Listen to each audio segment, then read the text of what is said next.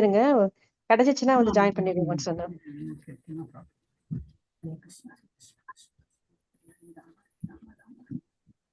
Hare Krishna, Hare Krishna, Krishna Krishna, Hare Hare, Hare Rama, Hare Rama, Rama Rama. Hare Krishna, Hare Krishna, Krishna Krishna, Hare Hare, Hare Rama, Hare Rama. Krishna, Hare Krishna, Krishna Krishna. Hare Krishna, Hare Krishna, Krishna Krishna, Hare Hare, Hare Rama, Hare Rama, Rama Rama, Hare Hare. Hare Krishna, Hare Krishna, Krishna Krishna.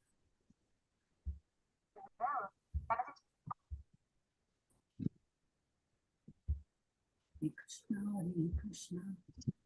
நம்ம வந்து இப்போ okay. Hare Krishna, மாலை வணக்கம். இது வந்து level 3 வகுப்பு. Almost நம்ம வந்து எண்டுக்கு தான் வரோம். இப்போ என்னதுன்னா என்னுடைய தான் அது வந்து இன்னும் 3 months இருக்குமா இருக்கும். இந்த 2 கிளாஸ் நம்ம வந்து வாரம் எடுத்தோம்னாக்கா ஒரு 2 மாசத்துல முடியும். ஓகே, அப்புறம் உங்களோட தான் பக்தி சாஸ்திரி போயிட்டு இருக்கு. ஸோ அது அப்படியே ஜம்ப் ஆயிடுவாங்க. ஆனால் 4th லெவல் இருக்கு, அது எப்படி எடுக்கிறாங்க தெரியாது, எப்படி மாத்தாச்சு வருவாங்களோ அது மாதிரி பண்ணணும். ஆனா உங்களுக்கு 5th லெவல் கண்டினியூ ஆகிட்டே இருக்கும். ஓகே, எல்லாரும் அது மாத்திரம் விடாதீங்க. லெவல் 3 அஃப்கோர்ஸ் நம்ம தான். அப்ப இதை விட்டுட்டுமா கேட்கக்கூடாது. இது வேற சப்ஜெக்ட், அது வேற சப்ஜெக்ட். நான் பேசுறது கேட்கறதா? நான் ஷேர் பண்ணிருக்கேனா?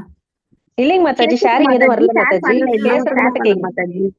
ஷேரே பண்ணலையா? ஒரு நிமிஷம். பேசுறது மட்டும் கேக்குதுங்க மாதாஜி.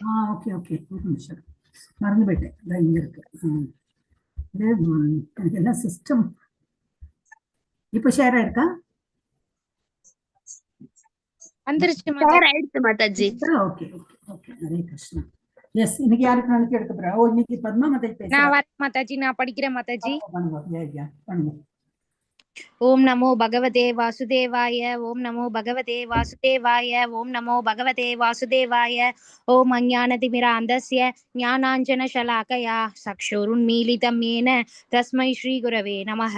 ஸ்ரீசைதன்யமனோபீஷ்டம் ஸ்தாபிதம் येन भूतले स्वयं रूपकथा मह्यं तदादि स्वपदान्तिकं वन्देऽहं श्रीगुरो श्रीयुतपदकमलं श्रीगुरून् वैष्णवांशश श्रीरूपं साग्रजातं सहगण रघुनाथान्वितं तं सजीवं साद्वैतं सावधूतं परिजनसहितं कृष्णचैतन्यदेवं श्रीराधा कृष्णपादान् सहगण ललिता श्रीविशाखान्वितांशश। हे कृष्ण करुणा सिन्धु दीनबन्धु जगत्पते गोपेश गोपिका कान्ता राधा कान्ता नमोस्तुते। तप्त काञ्चन गौरांगी राधे वृंदावनेश्वरी ऋषभानुसुते देवी प्रणमामि हरिप्रिये। पाञ्चाकल्पतरुभ्यश्च कृपा सिन्धुभ्य एव च पतितानां भावनेभ्यो वैष्णवेभ्यो नमो नमः। नमो ब्रह्मण्यदेवाय गो ब्राह्मणहिताय च जगद्हिताय कृष्णाय गोविन्दाय नमो नमः। नमो महावदान्याय कृष्णप्रेमप्रदायते कृष्णाय कृष्णचैतन्या नाम्ने गौरद्विषे नमः। गुरवे गौरचन्द्राय राधिकायै ततालये कृष्णाय कृष्णभक्ताय तद्भक्ताय नमो नमः। मूकं करोति वाचालं भङ्गुं लङ्घयते गिरिं यत्कृपातमहं वन्दे श्रीगुरुं दीनदारणं परमानन्दमाधवं श्रीचैतन्य ईश्वरं। नमः पङ्कजनाभाय नमः पङ्कजमालिने नमः पङ्कजनेत्राय नमस्ते पङ्कजङ्घ्रये। कृष्णाय वासुदेवाय देवकीनन्दनाय च नन्दगोपकुमाराय गोविन्दाय नमो नमः। नमो ओं विष्णुपादाय कृष्णप्रेष्ठाय भूतले श्रीमते भक्तिवेदान्त स्वामिन्निधि नामिने। नमस्ते सारस्वते देवे गौरवाणी प्रचारिणे निर्विशेष शून्यवादी पाश्चात्यदेशधारिणे। नारायणं नमस्कृत्य नरं चैव नरोत्तमं देवीं सरस्वतीं व्यासं ततो जयमुदीरयेत्। शृण्वतां स्वकथः कृष्ण पुण्यश्रवणकीर्तनः हृद्यन्तस्तोहै अभद्राणि विधुनोति सुहृत्सतां। नष्टप्रायेषु भद्रेषु नित्यं बाहवद सेवया भगवती उत्तमश्लोके भक्तिर्भवति नैष्टिकी। पञ्चतत्त्वात्मकं कृष्णं भक्तरूपस्वरूपकं भक्तावतारं भक्ताख्यं नमामि भक्तशक्तिकं। जय श्री कृष्ण चैतन्य प्रभु नित्यानंद श्री अद्वैत गदाधर श्रीवासादि गौरभक्तवृंद। हरे कृष्णा हरे कृष्ण कृष्ण कृष्ण हरे हरे राम राम राम हरे हरे हरे कृष्ण कृष्ण कृष्ण हरे हरे हरे राम राम राम हरे हरे हरे कृष्ण कृष्ण कृष्ण हरे हरे हरे राम राम राम हरे हरे हरे कृष्ण माता जी ஹரே கிருஷ்ணா. மாதாஜி ஜாயின் பண்ணிட்டாங்க ஸ்ரீலட்சுமி மாதாஜி. இல்லைன்னா மாதாஜி ஆப்சண்டே கிடையாது இன்னைக்குமே. ஹரே கிருஷ்ணா மாதாஜி. ஹரே கிருஷ்ணா ஹரே கிருஷ்ணா. வந்துட்டேன் மாதாஜி. நெட் ப்ராப்ளமா இருந்துச்சு மாதாஜி. அதான் மழை இருந்தது இல்லையா, அதான் என்னோட விட்டு விட்டு மாதாஜி உங்களுக்கு முதல்ல ஒரு கிளாட் நியூஸ் சொல்லிடுறேன் மாதாஜி. சொல்லுங்க மாதாஜி சொல்லுங்க. லீலாவதி பொண்ணு 10th மார்க் 500-455. ஓ வெரி குட். சொல்லவே இல்லை மாதாஜி. லீலாவதி சொல்றேன் பாருங்க, லீலாவதி சொல்றேன் பாருங்க. அவங்க கிளாஸ்ல +1 +2 2 இங்கிலீஷ் 100%. அது சொன்னாலே போன கிளாஸ்ல சொன்னா கரெக்ட்.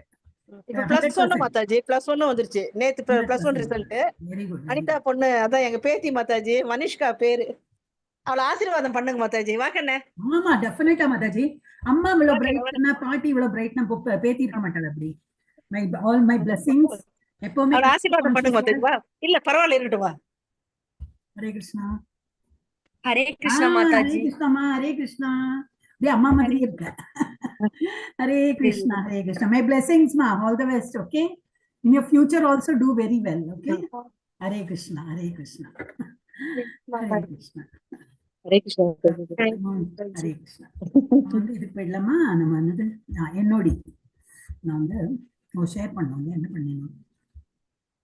வெரி ஹாப்பி மாதாஜிக்கு happy news after happy news வந்துட்டே இருக்கு இல்லையா மாதாஜி? லீலாவதி மாதாஜி. எஸ் மாதாஜி. இனிமே அப்படிதான் இருக்கும். எல்லாரோட லைஃப்லயும் அப்படிதான் இருக்கும். பார்த்துட்டே இருக்கணும். ஆனா ஒருத்தருக்கும் ஒரு மாதிரி இருக்கும். அவங்க பொண்ணுக்கு மார்க்ஸ் வந்தோன்னா நமக்கெல்லாம் இப்ப பொண்கள்லாம் பெருசாயிட்டா.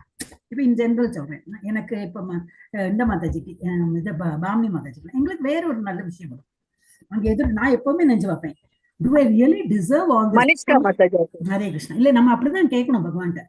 இவ்வளவு நல்லது பண்றிய பகவானே, நான் அவ்வளவு வருத்தம் உண்டா? இவ்வளவு நீ எனக்கு அள்ளி அள்ளி கொடுக்குறியே, நான் என்னதான் உனக்கு பண்ணினேன்? ஒண்ணுமே பண்ணலையே. அந்த கில்ட் ஃபீலிங்கோட நம்ம வந்து இன்னும் நிறைய தான் இல்ல உங்களுடைய ஆசீர்வாதம் மாதாஜி. உங்களோட தான் மாதாஜி. இது என்னோட மாதாஜி ஃபர்ஸ்ட் இத வந்து இந்த பக்தி கான்ஷியஸ்க்கெல்லாம் காரணம் ஃபர்ஸ்ட் நீங்க தான் மாதாஜி. உங்களை தான் நான் சொல்லுவேன். அதான் இது ours is like a family இல்லையா மாதாஜி?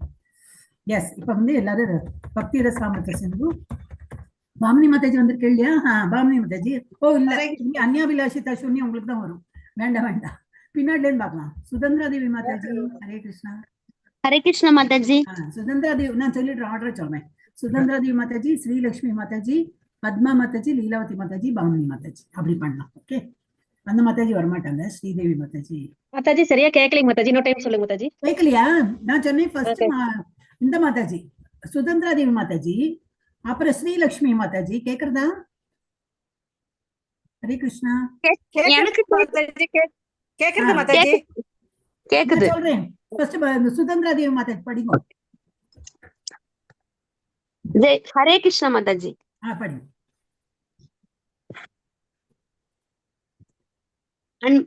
அன்யாபி லாக்ஷிதா சூன்யம் ஞானா கர்மாத்யனாவ்ருதம் ஆனுகூல்யேன கிருஷ்ண அனுஷீலனம் பக்திர் உத்தமா.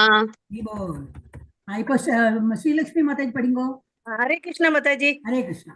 சர்வோபாதி விநிர்முக்தம் தத் பரத்வேன நிர்மலம் ஹிரிஷ்கேன இரிஷிகேன ரிஷி ரிஷி மாதாஜி ரிஷின்னு சொல்றோம் இல்லையா? ரிஷி ரிஷிகேன ரிஷிகேன சேவனம் பக்தி உச்சியதே. ஹரே கிருஷ்ணா மாதாஜி. ஹரே கிருஷ்ணா. இப்போ பத்மா மாதாஜி, லீலாவதி மாதாஜி, பாமினி மாதாஜி. क्लेशाग्नि शुभदा मोक्ष लघुता कृत सुदुर्लभा शांत्रानंद विशेषात्मा श्री कृष्ण हर्षिणी च सा. हर्षिणी कर्षिणी. श्री कृष्ण हर्षिणी स. हर्षि இல்ல, हर्षिणी இல்ல. ஹரே கிருஷ்ணா. கர்ஷினி माताजी. नद माताजी कृष्णा இங்க ஹைலைட் பண்ணிருக்கேன். ஸ்ரீ கிருஷ்ணா கர்ஷினி. கர்ஷினி. எனக்கு ஹர்ஷினின்னு கேட்டது, அதனால ஓகே மாதாஜி. ஹரே கிருஷ்ணா மாதாஜி. லீலாவதி மாதாஜி படி. ஹரே கிருஷ்ண மாதாஜி. ஸ்ருதி ஸ்மிருதி புராணாதி பஞ்சராத்திர விதிம்மினா ஐகாந்திகி ஹரேர் பக்திர் உத்பாதாய இவ கல்பதே. ஹரே கிருஷ்ண மாதாஜி. ஹரே கிருஷ்ணா. பாமினி மாதாஜி ஹரே கிருஷ்ணா படி. ஹரே கிருஷ்ண மாதாஜி. ஹரே கிருஷ்ணா. ஈஹ யஸ்ய ஹரேதாஸ்ய கர்மணா மனசா கிரா நிகிலா ஸ்வபி அவஸ்தாது ஜீவன் முக்த ச உச்யதே. ஹரே ஹரே கிருஷ்ணா.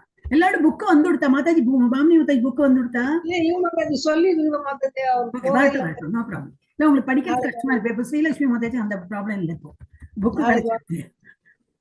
படிங்க சுதந்திரா தேவி மாதாஜி. அதஹ கிருஷ்ண நாமாதி நபவேத் கிராஹ்யம் இந்திரியை சேவோன்முகேஹி ஜிஹ்வாதௌ ஸ்வயம் ஏவ ஸ்புரத்யதஹ.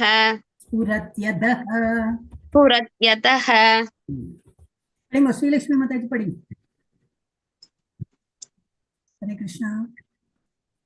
ஸ்ரீலட்சுமி படி. ஹரே கிருஷ்ண மாதாஜி. அநாசக்தஸ்ய விஷயான் யதார்ஹ்யம் உபயுஞ்சதஹ நிர்பந்தஹ கிருஷ்ண சம்பந்தே யுக்தம் வைராக்யம் உச்யதே. ஹரே கிருஷ்ண மாதாஜி. प्राप्तिकतया बुद्ध्या हरिसम्पन्ति वस्तुनः मुमुक्षुभिः परित्याहो वैराग्यं फल्हु गत्यते. हरे कृष्णा कृष्ण कृष्ण हरे हरे हरे राम राम राम हरे हरे. हरे कृष्णा कृष्ण कृष्ण हरे हरे हरे राम राम राम हरे हरे. हरे कृष्णा माताजी. ஹரே கிருஷ்ணா. நம்ம வந்து 7th சாப்டர் பாதி பண்ணிருக்கோம். தேங்க்ஸ் டு லீலாவதி மாதாஜி ஃபார் ஷேரிங். இல்லாட்ட நம்ம கிளாஸ் இங்கிலீஷ் வச்சுதான் மேனேஜ் பண்ண வேண்டியது இருக்கும். மாதாஜி நான் எத்தனை சாப்டர் மாதாஜி அனுப்பியிருக்கேன்? 9 நினைக்கிறேன் மாதாஜி. 9. ஓகே மாதாஜி. ஆனா இப்ப வரதெல்லாம் சின்னதுதான் நினைக்கிறேன். இது ஒன்லி தான். 9th சாப்டர் மட்டும் கொஞ்சம் பெருசா இருக்கு மாதாஜி. அப்படியா? Okay okay. இது நம்ம எவ்வளவு முடிச்சோம்னா சேவ் ஆயிருக்கா பாக்கணுமே. சேவ் பண்ணிருக்கோம். ஓகே, இது வரைக்கும் நம்ம என்னெல்லாம் படிச்சோம் அந்த டாபிக் மாத்திரம் பார்த்து விடலாம். ஏன்னா இதுல டாபிக்கா இருக்கு, பக்தி எப்படி செய்யறது. கிடையாது, மவுஸ் கிடையாது, லேப்டாப்ல அந்த கையை வச்சு அப்படி பண்ணும்போது சின்ன மேல விழுந்து இல்லாட்ட அப்படியே கழுவுது. ஹேபிட்ல எனக்கு லேப்டாப்போட ஹேபிட் கிடையாது. ஓகே, பக்தி விதிகளுக்கான சான்று தேர்ந்த அங்கீகரிக்கப்பட்ட ஆன்மீக குருவை சரணடைதல். இப்போ ஆன்மீக குரு எப்படி இருக்கணும் அதெல்லாம் நம்ம பார்த்தோம் போன கிளாஸ்ல. ஸோ அதுக்கப்புறம் என்ன பார்த்தோம்? ஆன்மீக குருவிடமிருந்து தீட்சை பெறுதலும் உபதேசம் பெறுதலும். அவர் எப்படி வழிகாட்டுறாரோ அது போல நம்ம வந்து நடக்கணும். ஆன்மீக குருவிற்கு கவனமுடன் நம்பிக்கையுடனும் தொண்டு செய்த அவரை ஏத்துக்கணும், மனசாரி ஏற்றுக்கணும். இப்ப கிருஷ்ணரை எப்படி நம்ம பண்றோம்? கிருஷ்ணரை ஏத்துன்னு அவருக்கெல்லாம் நம்ம எல்லாம் இதை காலையில வரோம், அவரை பார்க்கணும், அவரோட முகத்துல முழிக்கணும், அப்புறம் அவருக்கு எல்லாம் என்னது நைவேத்தியம் பண்ணி அவருக்கு என்னது படைத்து அதுக்கப்புறம் தான் நம்ம வந்து ஜபம், இது எல்லாமே நம்ம வந்து அவரை திருப்திப்படுத்துறதுக்கு தான். இப்போ இந்த கிளாஸ் அட்டென்ட் பண்றது it's because to keep him happy. எல்லாமே ஆன்மீக சம்பந்தமா நம்ம என்ன பண்ணாலும் நம்ம பெருமைக்கோ இதுக்கெல்லாம் கிடையாது. நம்மளை பண்ண வைக்கிறதுக்கு ஒரு தேங்க்ஸ் சொல்லிட்டு அவரை திருப்திப்படுத்துறதுக்கு தான் நம்ம பண்ணிக்கிறோம். ஸோ அப்ப அவருடைய பிரதிநிதி யாரு? அவருடைய குரு, நம்மளுடைய குரு.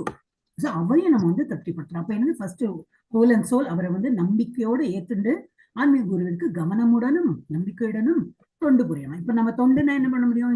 இப்ப நம்ம பிராக்டிக்கலா பார்த்தா ஜெயபதகா சுவாமி அவர் வந்து இங்க இருக்காரு, இங்க மாயாப்பூர்ல இருக்க. இஸ் டூரிங், நம்ம பர்சனலா போயெல்லாம் பார்க்க முடியாது. ஆனா அவருடைய பிரதிநிதியா திரும்பி என்னண்டி பிரபுஜி இருக்காரு. சரி, நம்ம அவரை வந்து டைரக்டா பார்த்து எல்லாம் பண்றோமா? இல்லை, அவருடைய பிரதிநிதியா இருக்கா. யாரு வந்து கிளாஸை சொல்லி கொடுக்குறாங்களோ அவங்களுக்கு சொல்லலாம், whoever it may be, அந்த மாதிரி. ஸோ அவங்க என்ன சொல்றாங்களோ ஏத்து நடக்கணும். should not be any dispute. ஏதாவது இருக்கலாம், after all we are all human beings. Dispute இருந்ததுன்னா அழகா பரஸ்பரம் பேசி தீர்வு கண்டுபிடிக்கணும். அப்புறம் மகான்களின் காலடி சுவட்டினை பின்பற்றுதல். அப்படின்னா என்ன அர்த்தம்னா, அவங்க என்ன வழி காட்டியிருக்காங்களோ, அவங்க சொல்றது எப்படின்னாக்கா அவங்க என்ன வழியில போயிருக்காங்களோ அந்த வழியை தான் நமக்கு காட்டி கொடுக்குறாங்க, அந்த வழியில நம்ம போகணும். ஃபர்ஸ்ட் ஆஃப் ஆல் நம்பிக்கை இருந்தாதான் அது நமக்கு பண்ணவே தோணும். இஸ்கான்ல நமக்கு அந்த கவலையே கிடையாது. ஏன்னா அவங்க வந்து அந்த ஒரு பரம்பரை இதுல வந்திருக்கிறதுனால எல்லாரும் அங்கீகரிக்கப்பட்ட குருமார்கள். இந்த ஜேபிசி எல்லாம் நம்ம படிக்கிறோம், நீங்க இதுல படிச்சிருப்பாரு. இல்ல இந்த மாதிரி வரும் உங்களுக்கு. இந்த ஜேபிசி எல்லாம் இதுல வரும். ஐடிசி கோர்ஸ்னு உண்டு, ஒரு just 1 week course. Whether it is required or no, just do it for the sake of it. அது ஒரு சர்டிஃபிகேட் கிடைக்கும் உங்களுக்கு. ஓகே, அது எதுக்கு உபயோகப்படும்னாக்கா, அது எது கம்பல்சரினா தீட்சை வாங்குறதுக்கு அது கம்பல்சரி சொல்லுவாங்க. இல்ல எனக்கு தீட்சை வாங்க வேண்டாம்னு நினைச்சாலும் ஒண்ணு எக்ஸ்ட்ரா படிக்கிறதுல தப்பு இல்லையே. ஏன்னா இது வந்து நம்ம இஸ்கான் எப்படி நடக்கிறது, ஒரு கண்ட்ரோல், யாருக்கு அந்த கண்ட்ரோல் இருக்கு. இந்த போர்ட் ஆஃப் டைரக்டர்ஸ், நம்ம ஒரு கம்பெனி நடக்கணும்னா சொல்லுவோம் இல்லையா, யார் இதுல வந்து டைரக்டர் யாரு, போர்ட் ஆஃப் டைரக்டர்ஸ் யாரெல்லாம் இருக்காங்க, அவங்க என்ன சிஏ எல்லாம் யாரு, எப்படி ஒரு மாதிரி படிச்சவங்களா அதெல்லாம் பார்ப்பாங்க. என்ன ஸ்டாண்டிங், அந்த கம்பெனியோட வர்த் என்னது, இதெல்லாம் வந்து பார்ப்பாங்க. அதே போல நமக்கு இஸ்கான் அவங்க இஷ்டத்துக்கெல்லாம் பண்ண முடியாது. there is a rules regulation. அது போலதான் எல்லாருமே பண்ணும். ஒரு கோயில் எழுப்பி இப்ப என்என்டி பிரபுஜி பண்றாருன்னா அதுக்கு என்னெல்லாம் விதி உண்டோ அதெல்லாம் he has to follow. அது ஜிபிசில எப்படி கொடுத்துருக்காங்களோ அது மாதிரி. ஸோ நான் வந்து அந்த ஒரு 1 வீக் கோர்ஸ் வந்ததுனாக்க நான் சொல்றேன், மோஸ்ட்லி தர்மேஸ்வரி மாதாஜி தான் எடுப்பாங்க.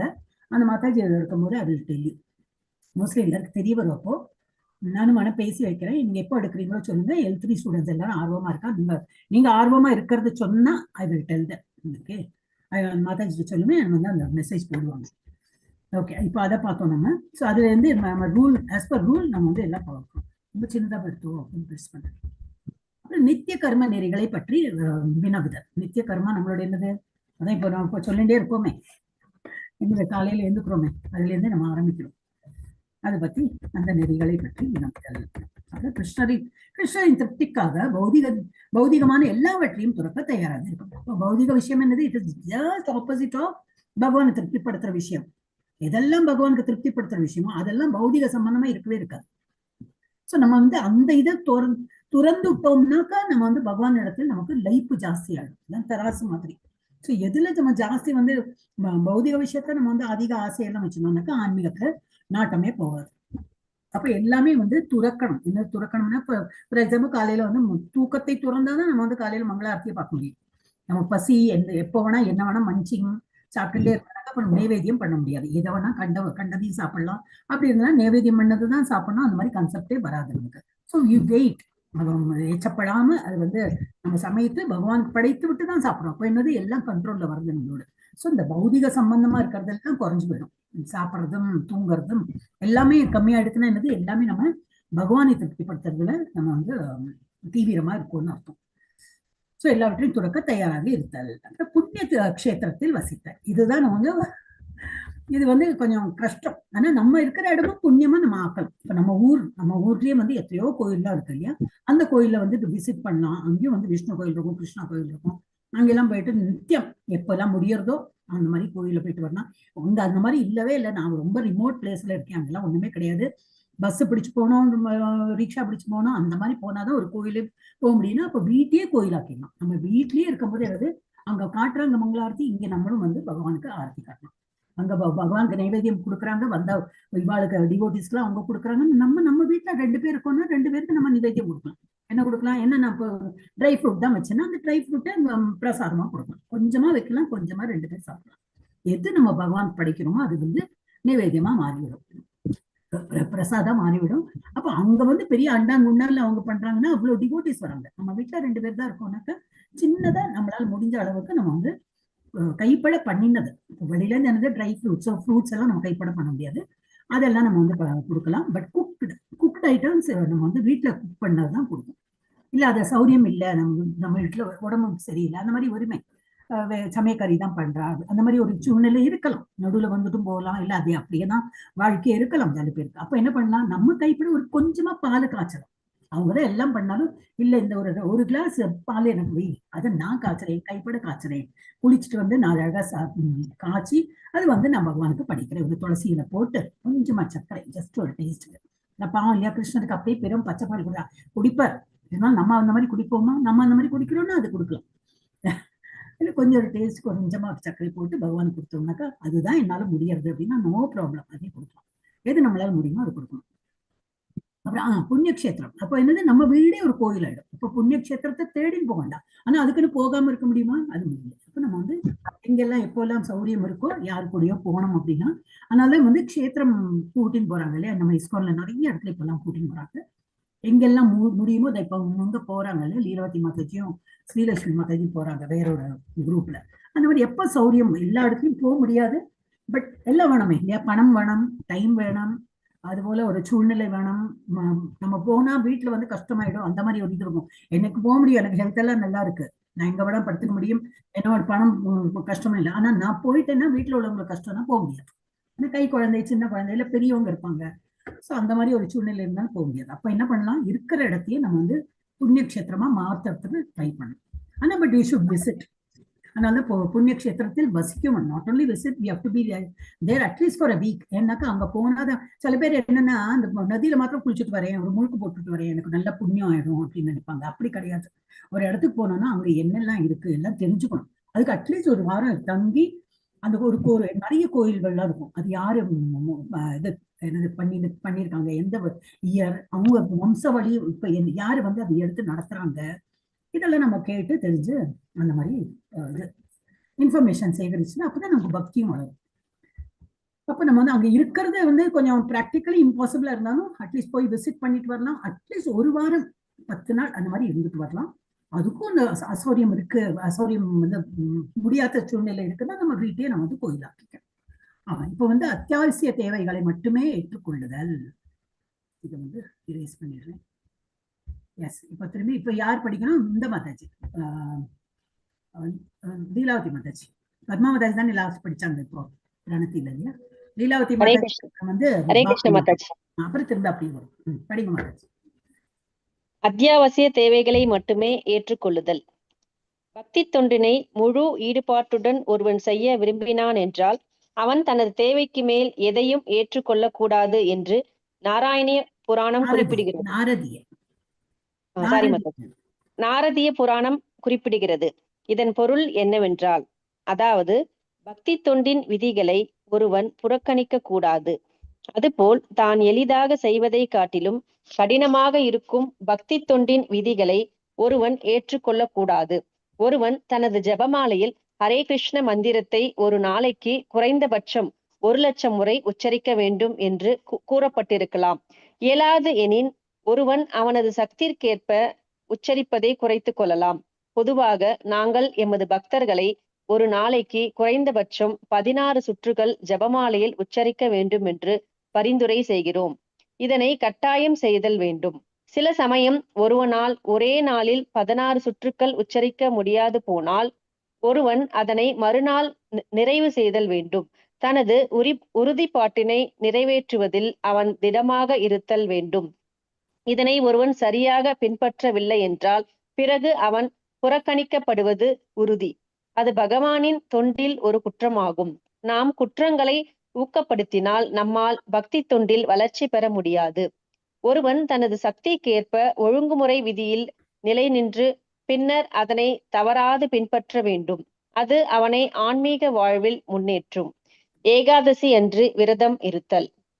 பிரம்ம வைவர்த்த புராணம் ஏகாதசி அன்று ஒருவன் விரதம் இருந்தான் என்றால் அவன் தனது பாவங்களிலிருந்து விடுபடுவதோடு புண்ணிய வாழ்க்கையில் வளர்ச்சி பெறலாம் என்று கூறுகிறது.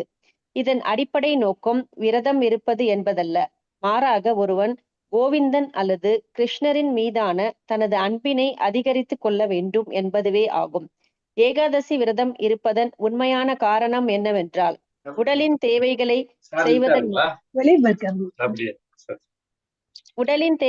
செய்வதன் மூலம் பகவானின் தொண்டில் நமது நேரத்தை செலவிட வேண்டும் என்பது. விரத நாட்களில் நாம் செய்ய வேண்டிய நல்ல காரியம் என்னவென்றால், கோவிந்தனின் லீலைகளை சிந்திப்பதும் அவரது புனித நாமங்களை இடையராது கேட்பதும் ஆகும். அரச மரத்திற்கு மரியாதை செய்தல். ஸ்கந்த புராணத்தில் ஒரு பக்தன் துளசி செடிக்கும் நெல்லி மரத்திற்கும் நீர் வார்க்க வேண்டும் என்று கட்டளையிடப்பட்டுள்ளது. அவன் பசுக்களுக்கும் பிராமணர்களுக்கும் மரியாதை செய்து வைஷ்ணவர்களை வணங்கி அவர்களை சிந்திப்பதன் மூலம் அவர்களுக்கு தொண்டு செய்தல் வேண்டும். இச்செயல்கள் எல்லாம் ஒரு பக்தன் தனது முந்தைய பாவங்களின் பலன்களை குறைத்துக் கொள்வதற்கு உதவும். ஹரே கிருஷ்ண மாதாஜி. ஹரே கிருஷ்ண. சின்ன பாயிண்ட்ஸ் தான் நமக்கு இப்ப எல்லாம் பண்ணிட்டு இருக்கோம். நமக்கெல்லாம் it's not a new thing. Ekadashi விரதம் பண்ணிட்டு இருக்கோம் நம்ம. அப்புறம் என்னது, இந்த இது என்ன படிச்சோம், அத்தியாவசிய தேவைகளை மட்டுமே ஏற்றுக்கொள்ளுதல்.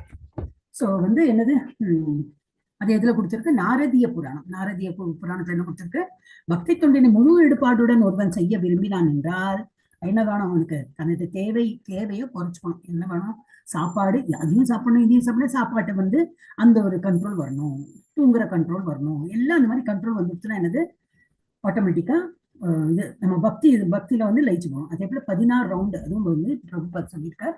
முன்னாடி நம்ம சொல்லியிருக்கோம் இல்லையா, 64 ரவுண்ட்ஸ் தான் சொல்லப்பட்டிருக்கு. 64 ரவுண்ட்ஸ் பண்ணாதான் வந்து 1 லட்சம் எவ்வளவு ஆகும் எனக்கு இப்போ கால்குலேஷன் தெரியல. 3 lakhsனாக்கா வந்து எவ்வளவு 187 67 192 மாதாஜி. 182 192 மாதாஜி. அப்படி பண்ணாதான் 3 லட்சம் வரும். அப்போ 1 lakhனா எவ்வளவு வரும் நம்ம தான் பார்க்கணும். 64 அப்போ கரெக்டா இருக்கும்னு நினைக்கிறேன். 64 ரவுண்ட்ஸ் அதுதான் 1 lakh அப்படி சொல்லியிருக்காங்க. ஆனா நம்மளால முடியுமா? முதல்ல எடுத்த உடனே நம்ம வந்து 16 ரவுண்டுக்கே நம்ம வந்து பெரிய ஒரு பெருமூச்சை விடும். சரி, அப்படி இம்மிடியேட்டா வராது. அப்போ 1 ரவுண்ட் 2 ரவுண்ட் அப்போ நம்ம வந்து 18 days கோர்ஸ்ல என்ன பண்ணணும், 1 ரவுண்டுக்கு நம்ம பழகிடணும். 1 ரவுண்ட் 2 ரவுண்ட் பழகிட்டோம்னா லெவல் 2 போகும்போது ஒரு இன்ட்ரெஸ்டோட தான் நம்ம போகிறோம். அப்போ என்னது ஆட்டோமேட்டிக்கா இதுக்கும் இன்ட்ரெஸ்ட் வரும். ஆனா மனசு எப்பவுமே சாந்தமா வச்சுக்கணும். அப்போ அவங்களாலதான் ஈஸியா நமக்கு வந்து முன்னுக்கு போக முடியும். லாஸ்ட் டைம் நம்ம அதை பத்தி டிஸ்கஸ் பண்ணுவோம். மனசுல வந்து நிறைய எல்லாருக்கும் எல்லா பிரச்சனையும் இருக்கும். ஏன் பிரச்சனை இல்லாத மனுஷா இருப்பாளா? பட் பிரச்சனை நம்ம வேணும்னு இழுத்து போட்டு பிரச்சனை நினைச்சோம்னா தான் பிரச்சனை. அப்ப அந்த இரு கோடுகள்லாம் நம்ம முன்னாடி போட்டிருக்கோம் இல்லையா, ஒரு எனக்கு ப்ராப்ளம், இந்த ப்ராப்ளம், இது ப்ராப்ளம், இது ப்ராப்ளம், இது ப்ராப்ளம், இது ப்ராப்ளம் சொல்லிட்டு பண்ணிட்டோம். ஓகே, இன்னும் வேற ஒருத்தரோட ப்ராப்ளம் பார்த்தா, இந்த ப்ராப்ளம் பார்த்தா அது இதை விட பெருசா இருக்கும். அப்ப அந்த லைனை பார்க்கறதுக்கு நம்ம லைன் ரொம்ப சின்னதா. ஸோ இருக்கும் ப்ராப்ளம். லைக் யாரோடுமே வந்து life is not bed of roses.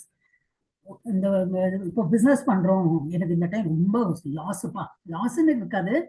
போன டைம்லாம் நல்லா தீபாவளி போது நல்லா சேலாச்சு, ஆடினா ரொம்ப சேலாச்சு, புடவை வியாபாரமே வச்சுக்கலாமே. ஆனா இந்த டைம் யாருமே வாங்குறது இல்லை, எல்லாம் ஆன்லைன் வாங்குறாங்க. நான் வீடு வீடா போயிட்டு கேட்கறேன், எல்லாம் அட்வர்டைஸ்மெண்ட் போடுறேன், யாருமே வாங்குறது இல்லை. அப்படியே பழைய ஸ்டாக் அப்படியே நின்று போயிருக்கு. அதனால என்னது, இது லெஸ் டிஸ்கவுண்டட் பிரைஸ்லயும் வித்து பாக்குறாங்க, முடியல. ஆனா டோட்டல் லாஸ் ஆயிருக்குமா? இல்ல, கொஞ்சம் ப்ராஃபிட் வந்திருக்கும். இருந்தாலும் என்ன, நமக்கு என்ன பண்ணணும்னா கம்பேர் பண்ணும். போன வருஷம் இவ்வளவு வந்ததே, இந்த வருஷம் அவ்வளவு வரலையே, அதனால எடுத்துக்கணும். ப்ராஃபிட் வந்திருக்கும். அண்ட் நம்ம வந்து எங்கேருந்து பொருளை வாங்குறோமோ அங்க ரிட்டர்ன் பண்ற இது ஃபெசிலிட்டி இருக்கும். இல்லாமலாம் அந்த பிசினஸ் பண்ண முடியாது.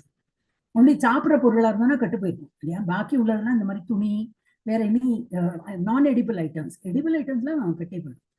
ஸோ அந்த மாதிரி இப்போ பிசினஸ் உனக்குலாம் போன வருஷத்தை விட இந்த வருஷம் லாபம் கம்மி தானே தவிர, ஒரேடியா அப்படி இருந்துன்னா நம்ம பிசினஸ் பண்றதுக்கு லாய்க்கலன்னு மூடணும். Then we should close it.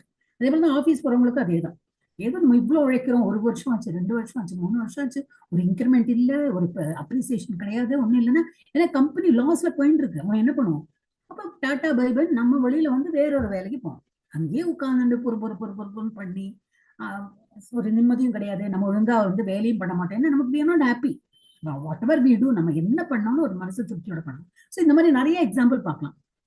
So என்னன்னா, இது பௌதிக சம்பந்தமா இந்த மாதிரி தான் இருக்கும். ஸோ யாருமே வந்து டோட்டல் ஹாப்பியா கிடையாது.